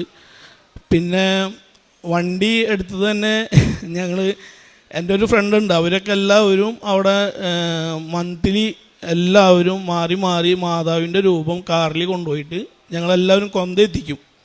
അതവിടെ ഒരു സെല്ലിൽ നടക്കുന്നതാണ്. സെല്ല് മീൻസ് നമ്മുടെ ഇവിടെ കുടുംബ യൂണിറ്റ് പോലെ. അപ്പോൾ എനിക്കും ആഗ്രഹം ഉണ്ടായിരുന്നു വണ്ടി എടുക്കുമ്പോൾ മാതാവിൻ്റെ രൂപം ക്യാരി ചെയ്ത് കൊന്തെത്തിച്ച് പോകണം എന്നുള്ളൊരു ആഗ്രഹം ഉണ്ടായിരുന്നു. ഞങ്ങൾക്ക് വണ്ടി എടുക്കുമ്പോഴും ഭയങ്കര കൺഫ്യൂഷനായിരുന്നു. ഏത് കളർ എടുക്കണം, ഏത് വണ്ടി എടുക്കണം, എന്ത് എടുക്കണം എന്നുള്ളൊരു ഇതിലായിരുന്നു. ഞാൻ തന്നെ ഒരുപാട് പ്ലാൻ ചെയ്യുന്ന ആളാണ്. പക്ഷേ അതിൽ മാതാവ് ഇടപെട്ടു. ഗ്രീൻ കളർ വണ്ടി, മാതാവിൻ്റെ തിരിയുടെ കളർ വണ്ടി കിട്ടി. അതുമല്ല, അപ്പോൾ തന്നെ നേഴ്സസ് മിനിസ്ട്രിയുടെ ഇവരുടെ ഗ്രൂപ്പിൽ നിന്ന് ചോദിച്ചു മാതാവിൻ്റെ രൂപം കൊണ്ടുപോകാൻ നെക്സ്റ്റ് ഡേ നിങ്ങൾക്ക് പറ്റുമെന്ന് ചോദിച്ചു. ഞാൻ വണ്ടി എടുത്ത് 3 days കഴിഞ്ഞ് കഴിഞ്ഞപ്പോഴാണ് 1 വീക്കിനുള്ളിലാണ് സാറ്റർഡേ അവർ പറഞ്ഞു ഇങ്ങനെ വീട്ടിൽ വെക്കാൻ പറ്റുമോ. അപ്പോൾ തന്നെ ഒരു അത്ഭുതം തന്നെയായിട്ട് ഫീൽ ചെയ്തത്. നേരെ അതിനൊന്നും മടി കാണിച്ചില്ല. അതിന് നമ്മൾ പറയുക ചെയ്ത് എസ് പറഞ്ഞു. വീട്ടിൽ വന്നു. മാതാവിനെ വീട്ടിൽ വെച്ച് പ്രാർത്ഥിക്കാൻ ഒരു ദിവസം നമുക്ക് അനുഗ്രഹം ലഭിച്ചു. അമ്മ മാതാവിന് 1000 നന്ദി പറയുന്നു.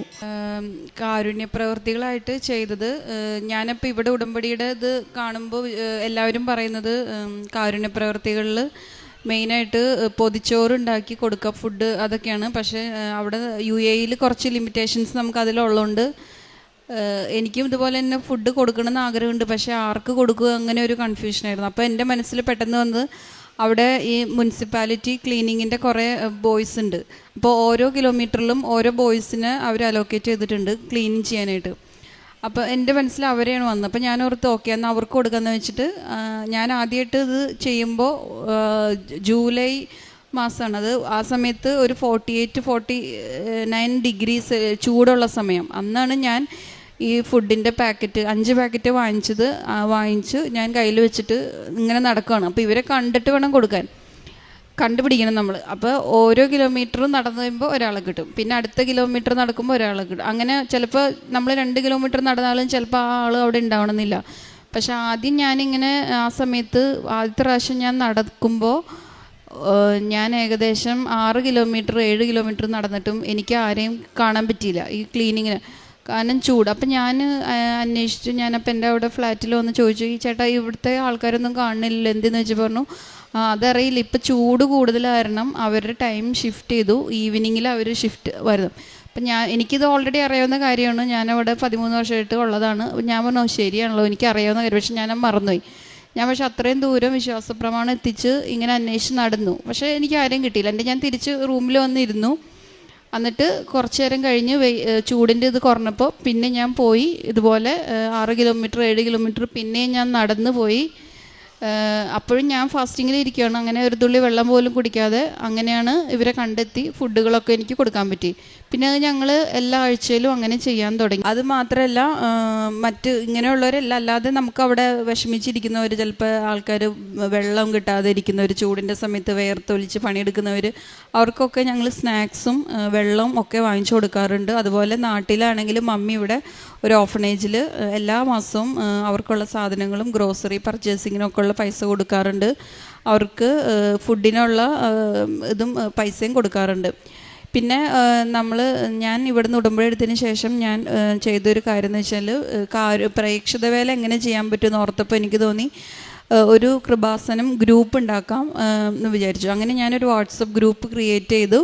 എനിക്കറിയാവുന്ന കുറേ പേര് ആഡ് ചെയ്തു. പിന്നെ കൃപാസനത്തെക്കുറിച്ച് അറിയാത്തവരെയും എല്ലാവരെയും കുറച്ച് പേരെ ആഡ് ചെയ്തിട്ട് ഒരു 10-20 പേരെ ആഡ് ചെയ്തിട്ട് ഡെയിലി അവർക്ക് സാക്ഷ്യങ്ങളും ഇവിടുത്തെ ഉടമ്പടി പ്രയറും ഞാൻ അതിൽ സെൻഡ് ചെയ്ത് കൊടുക്കുമായിരുന്നു. അതുപോലെ സ്ഥിരം സ്റ്റാറ്റസിൽ ഇടുമായിരുന്നു. പിന്നെ ഞങ്ങൾ ചെയ്തൊരു കാര്യം എന്ന് പറഞ്ഞാൽ ഇവിടെ അഖണ്ഡ ജപമാല നടക്കുമ്പോൾ എനിക്ക് ഭയങ്കര ആഗ്രഹമായിരുന്നു ഞങ്ങൾക്കും അതുപോലെ ചെയ്യണമെന്ന്. അങ്ങനെ ഈ വർഷം ഈ 2025 ഒക്ടോബറിൽ ഇവിടെ അഖണ്ഡ ജപമാല നടത്തുന്ന സമയത്ത് അവിടെ ആ ശനിയാഴ്ച അന്ന് ഞാനും ഹസ്ബൻഡും മോളും ഞങ്ങൾ രാവിലെ ഞങ്ങളും ഇതുപോലെ ജപമാല എത്തിച്ച് ഞങ്ങളുടെ അവിടെ ഇടവക പള്ളി വരെ നടന്നു പോയി. അതായത് ഏകദേശം ഒരു 6 കിലോമീറ്ററോളം ഉണ്ട് നടക്കാൻ. അത്യാവശ്യം നല്ല ചൂടുള്ള സമയം തന്നെയായിരുന്നു. ഞങ്ങൾ നടന്ന് പോയി 8 ജപമാല എത്തിച്ച് മാതാവിന് സമർപ്പിച്ച് ഞങ്ങൾ അവിടെ ചെന്നപ്പോൾ കുർബാനയുടെ സമയമൊന്നും ഞങ്ങൾക്ക് അറിയില്ലായിരുന്നു. ആ സമയത്ത് മലയാളമൊന്നുമില്ല. അപ്പോൾ അവിടെ ഒരു കുർബാന ഉണ്ടായിരുന്നു. അത് ഇറ്റാലിയൻ കുർബാനയായിരുന്നു. ആ സമയത്ത് ആ കുർബാനയെ അറ്റൻഡ് ചെയ്ത് കുർബാനയും സ്വീകരിച്ചിട്ടാണ് ഞങ്ങൾ അവിടെ നിന്ന് പോകുന്നത്. ആ സമയത്ത് എന്ന് പറഞ്ഞാൽ ഹസ്ബൻഡിന് അത്രയും ദൂരം കാലിന് ചെറിയ പ്രോബ്ലം ഉള്ളതുകൊണ്ട് അത്രയും ദൂരം ഒന്നും നടക്കാൻ പറ്റില്ല. കുറച്ച് നടക്കുമ്പോഴത്തേനും കാലിൻ്റെ ഹിപ്പിന് ഒരു ബുദ്ധിമുട്ട് വരും. പക്ഷെ അന്ന് അത്രയും കിലോമീറ്ററുകളോളം ആ ചൂടത്ത് നടന്നിട്ടും യാതൊരു കുഴപ്പമില്ലാതെ, ഈവൻ ഞാൻ ക്ഷീണിച്ചെങ്കിലും ഹസ്ബൻഡിന് കാലിന് ഒരു കുഴപ്പമില്ലാതെ അമ്മ മാതാവും യേശോപ്പച്ചനും ഞങ്ങൾ ആ ഗണ്ഡജപമാല റാലി ഞങ്ങൾ 3 പേരും ചേർന്നിട്ടാണെങ്കിലും അത് നടത്താനായിട്ട് സക്സസ്ഫുള്ളി അത് കംപ്ലീറ്റ് ചെയ്യാനായിട്ട് സഹായിച്ചു. അതുപോലെ തന്നെ ഞങ്ങൾ ഇവിടുത്തെ കുടുംബ യൂണിറ്റ് പോലെ അവിടെ കുറേ യൂണിറ്റുകളുണ്ട് ഞങ്ങളുടെ പള്ളിയിൽ. പക്ഷെ ഞങ്ങൾ ഇതുവരെ ഒന്നിലും ജോയിൻ ചെയ്തിട്ടില്ലായിരുന്നു.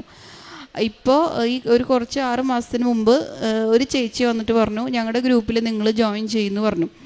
അപ്പോൾ ഞങ്ങൾ പറഞ്ഞു ചെയ്യാമെന്ന് പറഞ്ഞു. അങ്ങനെ ചെല്ലുമ്പോൾ അത് മാതാവിൻ്റെ നാമധേയത്തിലുള്ള ഗ്രൂപ്പാണ്, സെല്ലാണ്. അത് റോസ മിസ്റ്റിക്ക മാതാവ് എന്നാണ് ആ ഗ്രൂപ്പിൻ്റെ പേര്. അവിടെ മറ്റ് സെല്ലുകൾക്കൊക്കെ പല പേരുകളാണെങ്കിലും ആകെ ഒരെണ്ണേ ഉള്ളൂ മാതാവിൻ്റെ ഗ്രൂപ്പ്, മാതാവിൻ്റെ നാമധേയത്തിലുള്ള യൂണിറ്റ്. ആ യൂണിറ്റിൽ ഞങ്ങൾ ഇപ്പോൾ ചേരുകയും അതുപോലെ തന്നെ അവിടുത്തെ എല്ലാ പ്രയറുകളും, എല്ലാ ആഴ്ചയിലും അവിടെ പ്രയറും ആരാധനയും എല്ലാം ഉണ്ട്. അതിലൊക്കെ ഇപ്പോൾ അതുകൊണ്ട് ആത്മീയമായിട്ട് ഞങ്ങൾക്ക് കൂടുതൽ വളർച്ച ഉണ്ടാവുകയാണ് ചെയ്തത്. അതുപോലെ തന്നെ അച്ഛൻ എപ്പോഴും പറയും, നമ്മൾ ഈ പറയുന്ന കാര്യങ്ങൾ കൂടാതെ എന്താണ് നിങ്ങൾ വിശേഷവിധിയായി നിങ്ങൾ എന്ത് ചെയ്യുന്നു എന്ന് അച്ഛൻ എപ്പോഴും പറയും. അപ്പം ഞാനിത് കേൾക്കാറുണ്ടെങ്കിലും എന്താ ചെയ്യാൻ പറ്റുമെന്ന് ഇങ്ങനെ ആലോചിക്കും. അങ്ങനെ എനിക്ക് കുറച്ച് നാളുകൾക്ക് മുമ്പ് ഒരു ഐഡിയ കിട്ടിയത്, ഞാൻ ഓർത്തു ഒരു കൊന്ത ചെല്ലാമെന്ന് ഓർത്തു. എല്ലാവരും നമ്മൾ എല്ലാ ദിവസവും ഒരുപാട് കൊന്തകൾ ചെല്ലുന്നുണ്ട്. അപ്പം ഞാൻ ഓർത്തു ഒരു സ്പെഷ്യലായിട്ടൊരു കൊന്ത ചെല്ലാമെന്നാണ് ഞാൻ വിചാരിച്ചത്. അങ്ങനെ ഞാൻ കുടുംബ പ്രാർത്ഥന എല്ലാം കഴിഞ്ഞ് രാത്രി ഞാൻ എൻ്റെതായ ഒരു കൊന്ത ചെല്ലാൻ തീരുമാനിച്ചു. അങ്ങനെ ഞാൻ കൊന്തയിൽ ഓരോ രഹസ്യങ്ങളിലും ഓരോരോ കാര്യങ്ങൾ, അതായത് എൻ്റേതല്ല നമ്മുടെ അതിലത്തെ ഒരു കാര്യങ്ങളാണ് വയ്ക്കുന്നത്. അതായത് ആദ്യത്തെ രഹസ്യത്തിൽ ഞാൻ കൃപാസനത്തിൽ അമ്മ മാതാവിൻ്റെ പ്രത്യക്ഷീകരണം എത്രയും പെട്ടെന്ന് സഭ അംഗീകരിക്കാൻ വേണ്ടിയാണ് ആദ്യത്തെ നിയോഗം. രണ്ടാമത്തെ നിയോഗം ഞാൻ വയ്ക്കാറ് ഇവിടുത്തെ എല്ലാവരെയും ഞാൻ ഓരോരുത്തരെയും പേര് പറഞ്ഞാണ്, മുഖം അവരുടെ മനസ്സിൽ കണ്ടിട്ടാണ് ഞാൻ പ്രാർത്ഥിക്കുന്നത്. ജോസഫ് അച്ഛനെയും അലക്സ് അച്ഛൻ, പിന്നെ അതുപോലെ തന്നെ ഇവിടുത്തെ സിസ്റ്റേഴ്സ്, ജോമോൾ സിസ്റ്റർ, പിന്നെ പാട്ട് പാടുന്ന ചേച്ചിയും ചേട്ടന്മാരും, പിന്നെ ചേച്ചിയും ചേട്ടനും, വിജയകുമാർ സാറ്, പിന്നെ മറ്റ് ഇവിടുത്തെ സെക്യൂരിറ്റി ആയിട്ടുള്ളവർ, കൗണ്ടറിലിരിക്കുന്നവർ, ക്ലാസ് എടുക്കുന്ന ബ്രദേഴ്സ് സിസ്റ്റേഴ്സ്, ഇവരെല്ലാവരെയും എല്ലാ ദിവസവും ഞാൻ രണ്ടാമത്തെ രഹസ്യത്തിൽ സമർപ്പിച്ച് പ്രാർത്ഥിക്കും. മൂന്നാമത്തെ രഹസ്യം ഞാൻ പ്രാർത്ഥിക്കുന്നത്, കൃപാസനത്തിൽ വരാൻ ആഗ്രഹിക്കുന്ന ഒരുപാട് മക്കൾ, അവർക്ക് സാമ്പത്തിക പ്രശ്നം അല്ലെങ്കിൽ വീട്ടിൽ ഉള്ള ബുദ്ധിമുട്ട്, അവരെ വിടാത്ത അങ്ങനത്തെ ചില ഫാമിലീസ് ഉണ്ട്. അവരെല്ലാവരും എത്രയും പെട്ടെന്ന് അമ്മമാതാവിൻ്റെ ഈ മണ്ണിൽ വന്ന് വരണമെന്നും അവരുടെ പ്രാർത്ഥനകളും നിയോഗങ്ങളും അമ്മമാതാവ് യേശോപ്പച്ചനും നടത്തി കൊടുത്ത് അവരെ വലിയൊരു സാക്ഷിയായി ആൾത്താരയിൽ നിർത്തണമെന്നാണ് ഞാൻ പ്രാർത്ഥിക്കാറ്. നാലാമത്തെ രഹസ്യത്തിൽ ഞാൻ എത്തിക്കാറ്, കൃപാസനത്തിൽ വന്ന് ഉടമ്പടി എടുത്ത, ഓൺലൈനോ തീർത്ഥാട ഉടമ്പടി എടുത്ത എല്ലാ മക്കളുടെയും നിയോഗങ്ങൾ, പ്രത്യേക ക്രിട്ടിക്കലായിട്ടുള്ള നിയോഗങ്ങൾ, വിവിധ അസുഖങ്ങൾക്ക് ട്രീറ്റ്മെൻ്റ് ഒന്നുമില്ല, ഇനി വേറൊരു ആശ്രയം ഇല്ലാത്ത രീതിയിലുള്ള അസുഖങ്ങൾ, അതുപോലെ തന്നെ അസുഖങ്ങൾ, അതുപോലെ ജപ്തി നടപടികൾ നേരിടുന്നവർ, മക്കളില്ലാത്ത, വിവാഹം നടക്കാത്തവർ, ഇങ്ങനെയുള്ള വളരെ ക്രിട്ടിക്കലായിട്ടുള്ള നിയോഗങ്ങൾ വെച്ചിട്ടുള്ള എല്ലാവരെയും ഞാൻ സമർപ്പിച്ച് പ്രാർത്ഥിക്കാം. ഞാൻ പറയുന്നത് അവരൊക്കെ കൃപാസനത്തിൽ നമ്മുടെ ഈ പള്ളിയുടെ അകത്ത് അല്ലെങ്കിൽ ഏതെങ്കിലുമൊക്കെ മൂലയിലിരുന്ന് കരഞ്ഞ് അവരുടെ നിയോഗങ്ങൾക്ക് വേണ്ടി പ്രാർത്ഥിക്കുന്നുണ്ട്. അവരെല്ലാവരെയും അമ്മ മാതാവ് നോക്കണം. യേശോപ്പച്ചൻ്റെ അടുത്തുനിന്ന് അവരുടെ നിയോഗങ്ങളെല്ലാം അമ്മ സാധിച്ചു കൊടുത്ത് അവരെ ഒരു വലിയ സാക്ഷികളാക്കി മാറ്റണമെന്നാണ് ഞാൻ നാലാമത്തെ രഹസ്യത്തിൽ സമർപ്പിച്ച് പ്രാർത്ഥിക്കാറ്. അഞ്ചാമത്തേൽ ഞാൻ പ്രാർത്ഥിക്കുന്നത് ഇവിടെ ഉടമ്പടി എടുത്ത് പോയവർ, അവർ തിരിച്ചു വരാത്തവർ, അതായത് പുതുക്കാത്തവരും, അതുപോലെ ഉടമ്പടിയിൽ പറയുന്ന നിയോഗങ്ങളൊന്നും കൃത്യമായി ചെയ്യാൻ പറ്റാത്തവർ, പലവിധ കാരണങ്ങൾ, അവരെല്ലാവരും എത്രയും പെട്ടെന്ന് നിയോഗങ്ങൾ നിബന്ധനകൾ ചെയ്യാനും ഉടമ്പടി വന്ന് പുതുക്കി വലിയൊരു പുതിയൊരു ഉടമ്പടി ജീവിതത്തിലേക്ക് അവർ തിരിച്ചു വരണമെന്നാണ് ഞാൻ ആഗ്രഹിച്ച് യേശോപ്പച്ചനോടും അമ്മമാതാവിനോട് പ്രാർത്ഥിച്ച് അവരിവിടെ വന്ന് വലിയ സാക്ഷ്യങ്ങൾ പറഞ്ഞ് അമ്മമാതാവിനെയും യേശുവിനെയും മഹത്വപ്പെടുത്തണമെന്നാണ് ഞാൻ പ്രാർത്ഥിക്കാറ്. ഇതൊക്കെയാണ് ഞാൻ ചെയ്യാറുള്ള പ്രേക്ഷിത വേലയും കാരുണ്യപ്രവൃത്തികളും. ഇത് ഇത്രയും അനുഗ്രഹങ്ങളും എല്ലാം തന്ന ഈശോയ്ക്കും അമ്മ മാതാവിനും 1000 കോടി നന്ദി പറയുന്നു. ഈ അൾത്താരയിൽ വന്ന് ഇങ്ങനെ നിൽക്കണമെന്ന് സ്വപ്നത്തിലാണ് എപ്പോഴും ഞാൻ വിചാരിക്കാറ്. പക്ഷെ അതിങ്ങനെ വന്ന് നിൽക്കാൻ പറ്റുന്നത് ഞാൻ ഒരു മനസ്സിൽ പോലും വിചാരിച്ചതല്ല. പക്ഷെ അത് വന്ന് നിൽക്കാൻ എല്ലാത്തിനും സഹായിച്ച അമ്മ മാതാവിനും യേശപ്പച്ചനും 1000 കോടി നന്ദി പറഞ്ഞ് ഞാൻ എൻ്റെ സാക്ഷ്യം സമർപ്പിക്കുന്നു. വിശുദ്ധ പൗലോസ് ലിഹ കോലോസ് ഫിലിപ്പിയർക്ക് എഴുതിയ ലേഖനം 4-ാം അധ്യായം 6-7 തിരുവചനങ്ങൾ. ഒന്നിനെക്കുറിച്ചും ആകുലരാകേണ്ട, പ്രാർത്ഥനയിലൂടെയും അപേക്ഷയിലൂടെയും കൃതജ്ഞതാ സ്തോത്രങ്ങളോടെ നിങ്ങളുടെ യാചനകൾ ദൈവസന്നിധിയിൽ അർപ്പിക്കുവൻ. അപ്പോൾ നമ്മുടെ എല്ലാ ധാരണയെയും അതിലംഘിക്കുന്ന ദൈവത്തിൻ്റെ സമാധാനം നിങ്ങളുടെ ഹൃദയങ്ങളെയും ചിന്തകളെയും യേശു ക്രിസ്തുവിൽ കാത്തുകൊള്ളും. രേഷ്മയും എമ്മാനുവേലും അവരുടെ കുടുംബത്തിലുണ്ടായ വലിയ വലിയ അത്ഭുതങ്ങളെക്കുറിച്ചുള്ള ഒരു പ്രത്യക്ഷീകരണ സാക്ഷ്യമാണ് നമ്മോടിവിടെ ഏറ്റുപറഞ്ഞത്. ഇവരുടെ ഇമ്മാനുവലിൻ്റെ അമ്മയ്ക്ക് ലഭിച്ച ഒരു കൃപാസനം പത്രമാണ് ഈ കുടുംബത്തിലേക്ക് ഇവരെ, ഈ വലിയ ആലയത്തിലേക്ക് പരിശുദ്ധ അമ്മ ഇവരെ ആകർഷിച്ചു കൊണ്ടുവന്നു എന്നുള്ളതിനുള്ള വലിയ സാക്ഷ്യം ഇവർക്ക് നൽകാനായിട്ട് സാധിച്ചത്. പരിശുദ്ധ അമ്മയ്ക്ക് ഈശോയ്ക്ക് നന്ദി പറയാം. പരിശുദ്ധ അമ്മ നമ്മെ കൈപിടിച്ച് നടത്തുന്നത് എപ്പോഴും ഈശോയിലേക്കാണ് പരിശുദ്ധ അമ്മ നമ്മെ കൈപിടിച്ച് നടത്തുന്നത്. നാം ഈശോയെ പ്രാപിച്ചു കഴിയുമ്പോൾ, ഈശോ നമ്മെ തൊട്ട് കഴിയുമ്പോൾ നമ്മുടെ ജീവിതത്തിൽ ഒരുപാട് വ്യത്യാസങ്ങളും അത്ഭുതങ്ങളും സൗഖ്യങ്ങളും സമാധാനവും നമ്മുടെ ജീവിതത്തിൻ്റെ ഒരുപാട് ഐശ്വര്യങ്ങളും ഉണ്ടാകുന്നതായിട്ടാണ് ഇന്ന് നാം ഈ സാക്ഷ്യത്തിൽ കേൾക്കുന്നത്. രേഷ്മയും എമ്മാനുവേലിനും പറയാനുള്ളത് അത് തന്നെയാണ്. പരിശുദ്ധ അമ്മ ഈശോയോട് മാധ്യസ്ഥ അപേക്ഷിച്ചുകൊണ്ട് വലിയ വലിയ കാര്യങ്ങൾ ഇവർക്ക് വേണ്ടി ചെയ്തു കൊടുത്തിരിക്കുകയാണ്. അമ്മയുടെ ഇമ്മാനുവേലിൻ്റെ അമ്മയുടെ ബ്ലാഡർ സ്റ്റോൺ ഉടനെ തന്നെ സർജറിക്ക് പോകുമ്പോൾ ഉണ്ടായിരുന്ന ആ ബ്ലാഡർ സ്റ്റോൺ ഹോസ്പിറ്റലിലെത്തിയപ്പോൾ അത് കാണുവാനില്ല എന്നുള്ളതായിരുന്നു ഇവരെ ആദ്യമായി അതിശയപ്പെടുത്തിയ ഒരു വലിയ സാക്ഷ്യം. ഈശോയ്ക്കും പരിശുദ്ധ അമ്മയ്ക്കും നന്ദി പറയുന്നു. ഒരുപാട് മക്കളാണ് കിഡ്നി പ്രോബ്ലം, അതുപോലെ തന്നെ യൂറിൻ പാസ് ചെയ്യാൻ പറ്റാത്ത ഒരുപാട് സ്റ്റോൺ, ഇങ്ങനെ ഒരുപാട് കഷ്ടതകൾ അനുഭവിക്കുന്ന എല്ലാ മക്കളെയും ഈ സാക്ഷ്യത്തോട് നമുക്ക് ചേർത്ത് വെച്ചുകൊണ്ട് അവർക്ക് വേണ്ടി പ്രാർത്ഥിക്കാം. അതുപോലെ തന്നെ അടുത്തതായി ഇവർക്ക് ലഭിച്ചത് രേഷ്മ ഒരു പുതിയ അപ്പോയിൻമെൻറ്റ് അബുദാബിയിൽ തന്നെ 13 വർഷമായിട്ട് അവരവിടെ ഔട്ട് പേഷ്യൻ്റ് ഡിപ്പാർട്ട്മെൻറ്റിൽ ജോലി ചെയ്തിരുന്നപ്പോൾ ഒരു അപ്പോയിൻമെൻറ്റ് ഇൻ്റർവ്യൂ ലഭിച്ചത് തന്നെ ഒരു ഇംപേഷ്യൻ്റ് ഡിപ്പാർട്ട്മെൻറ്റിലേക്കായിരുന്നു. ഉടനെ തന്നെ ആഗ്രഹിച്ചതേയുള്ളൂ, ഞാൻ ഇത്ര കാലം വർക്ക് ചെയ്തൊരു ഔട്ട് പേഷ്യൻ്റ് ഡിപ്പാർട്ട്മെൻറ്റിലായിരുന്നല്ലോ, പരിശുദ്ധ അമ്മേ ഞാൻ ആഗ്രഹിക്കുന്നത് തന്നെയാണല്ലോ. ഉടനെ അമ്മ ആ ആഗ്രഹം കേട്ട് ഈശോയോട് പറഞ്ഞുകൊണ്ട് ഔട്ട് പേഷ്യൻ്റ് ഡിപ്പാർട്ട്മെൻറ്റിൽ തന്നെ മകൾക്ക് ഒരു എക്സ്ട്രാ ഇൻസെൻറ്റീവ് കൂടി കൊടുക്കുകയായിരുന്നു. ഹോൾ വീക്കെൻഡ് മകൾക്ക് ഓഫായിട്ട് കൊടുത്തുകൊണ്ട് വിശുദ്ധ കുർബാനയിൽ പങ്കെടുക്കാനുള്ള അനുഗ്രഹം കൂടി രേഷ്മ ആഗ്രഹിച്ചതുപോലെ ഈശോ അനുഗ്രഹിച്ചതായി സാക്ഷ്യപ്പെടുത്തുകയാണ്. അതുപോലെ തന്നെ ആസ്മ, അബ്ഡോമിനൽ പെയിൻ, ഇതെല്ലാം ഈശോയുടെ ഇവിടെ നിന്ന് ലഭിച്ച പരിശുദ്ധ അമ്മയുടെ നേർച്ച വസ്തുക്കൾ ഉപയോഗിച്ച് തന്നെ അവർക്ക് സൗഖ്യപ്പെടുകയുണ്ടായി. കുഞ്ഞുമകൾ ജൊഹാനയുടെ ഒരു വലിയ സാക്ഷി നാം കേട്ടു. അവൾക്ക് ഈ 5ാം ക്ലാസ്സിൽ പഠിക്കുന്ന ഈ സമയത്ത് തന്നെ ഈശോ അവളെ സ്പർശിച്ച ഒരു വലിയ അനുഭവമാണ് അവൾ തന്നെ ഏറ്റുപറഞ്ഞത്. എൻ്റെ ബിഹേവിയർ, എൻ്റെ സ്വഭാവത്തിലുള്ള വലിയ ചേഞ്ചസ് അവൾ ഏറ്റുപറയുകയുണ്ടായി.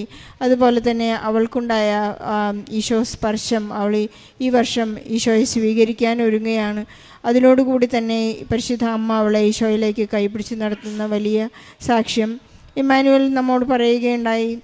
3 വർഷം മുൻപുണ്ടായ ഒരു കാലിൻ്റെ ഓപ്പറേഷനെ തുടർന്ന് അദ്ദേഹത്തിന് അരക്കെട്ടിനുള്ള ഒരു വലിയ വേദന, അത് വളരെ പെട്ടെന്നാണ്. ടോയ്ലറ്റിൽ ഇരിക്കാൻ പോലും അദ്ദേഹത്തിന് ബുദ്ധിമുട്ടുണ്ടായിരുന്നപ്പോൾ ഈശോ വളരെ പെട്ടെന്ന് ഇവിടെ നിന്ന് ഉടമ്പടി എടുത്തവർ പോയി ഒരു 8 മാസത്തോളം ഉടനെ ഉടമ്പടി നേർച്ച വസ്തുക്കൾ ഉപയോഗിച്ച് പ്രാർത്ഥിച്ച് അദ്ദേഹത്തിന് ഹീൽഡായ ഒരു വലിയ സാക്ഷ്യം. അങ്ങനെ അദ്ദേഹത്തിന് ഡ്രൈവിംഗ് ലൈസൻസ് പരിശുദ്ധ അമ്മ നേരിട്ട് കൊടുത്ത നമുക്കറിയാം, വിദേശങ്ങളിലെല്ലാം ഒരു മിറർ ചെക്ക് ചെയ്തില്ലെങ്കിൽ അതൊരു വലിയ ട്രാഫിക് വയലേഷനാണ്. അത് അനുഭവിച്ചവർക്കറിയാം അതിൻ്റെ. എന്നിട്ടും പരിശുദ്ധ അമ്മ നൽകിയ ഒരു ലൈസൻസ്, ആഗ്രഹിച്ചു തന്നെ അവർ ആഗ്രഹിച്ച കാർ, ഇങ്ങനെ നമ്മൾ ആഗ്രഹിക്കുന്നതിലപ്പുറം പരിശുദ്ധ അമ്മ ഈശോയിൽ നമുക്ക് വാങ്ങിച്ചു തരികയാണ്. അഖണ്ഡ ജപമാലയിലൂടെ അവർക്ക് ഈശോയെ, പരിശുദ്ധ അമ്മയെ മഹത്വപ്പെടുത്തുവാനും ഈശോയിലേക്ക് അടുക്കുവാനും ഇനി ഇവരുടെ മുന്നോട്ടുള്ള ജീവിതം എപ്പോഴും നിത്യതയിൽ മാത്രമായിരിക്കുമെന്ന് വളരെ ചെറുപ്പത്തിൽ തന്നെ ഈ കൊച്ചിനെ പഠിപ്പിക്കാനും തലമുറകൾക്ക് കൈമാറുവാനുമുള്ള ഒരു വലിയ അനുഗ്രഹമാണ് അവർക്ക് ലഭിച്ചിരിക്കുന്നത്. വിശേഷവിധിയായ അവർ കൃപാസനത്തിന് വേണ്ടി, കൃപാസനത്തിൽ ഇന്ന് അറിയാത്തവരും അല്ലെങ്കിൽ തന്നെ ഇവിടെ എത്താത്തവരുമായി ആരുമില്ല. ഇവിടെ എത്താത്തവർക്ക് വേണ്ടി കൂടി അവർ ഉടമ്പടിയെടുത്ത് പ്രാർത്ഥിക്കുകയാണ്. നമുക്ക് ഈശോയ്ക്കും പരിശുദ്ധ അമ്മയ്ക്കും നന്ദി പറയാം. നമ്മുടെ ഉടമ്പടിയിൽ വിശ്വസ്തരായിരിക്കാം. അമ്മയുടെ പരിശുദ്ധമായ സാന്നിധ്യം ഇവരുടെ കുടുംബത്തിലുണ്ട്, അമ്മ കൂടെ സഞ്ചരിക്കുന്നു എന്നുള്ള വലിയ സാക്ഷ്യത്തിന് ഈശോയ്ക്കും പരിശുദ്ധ അമ്മയ്ക്കും നല്ലൊരു കയ്യടി നൽകി സാക്ഷ്യം നമുക്ക്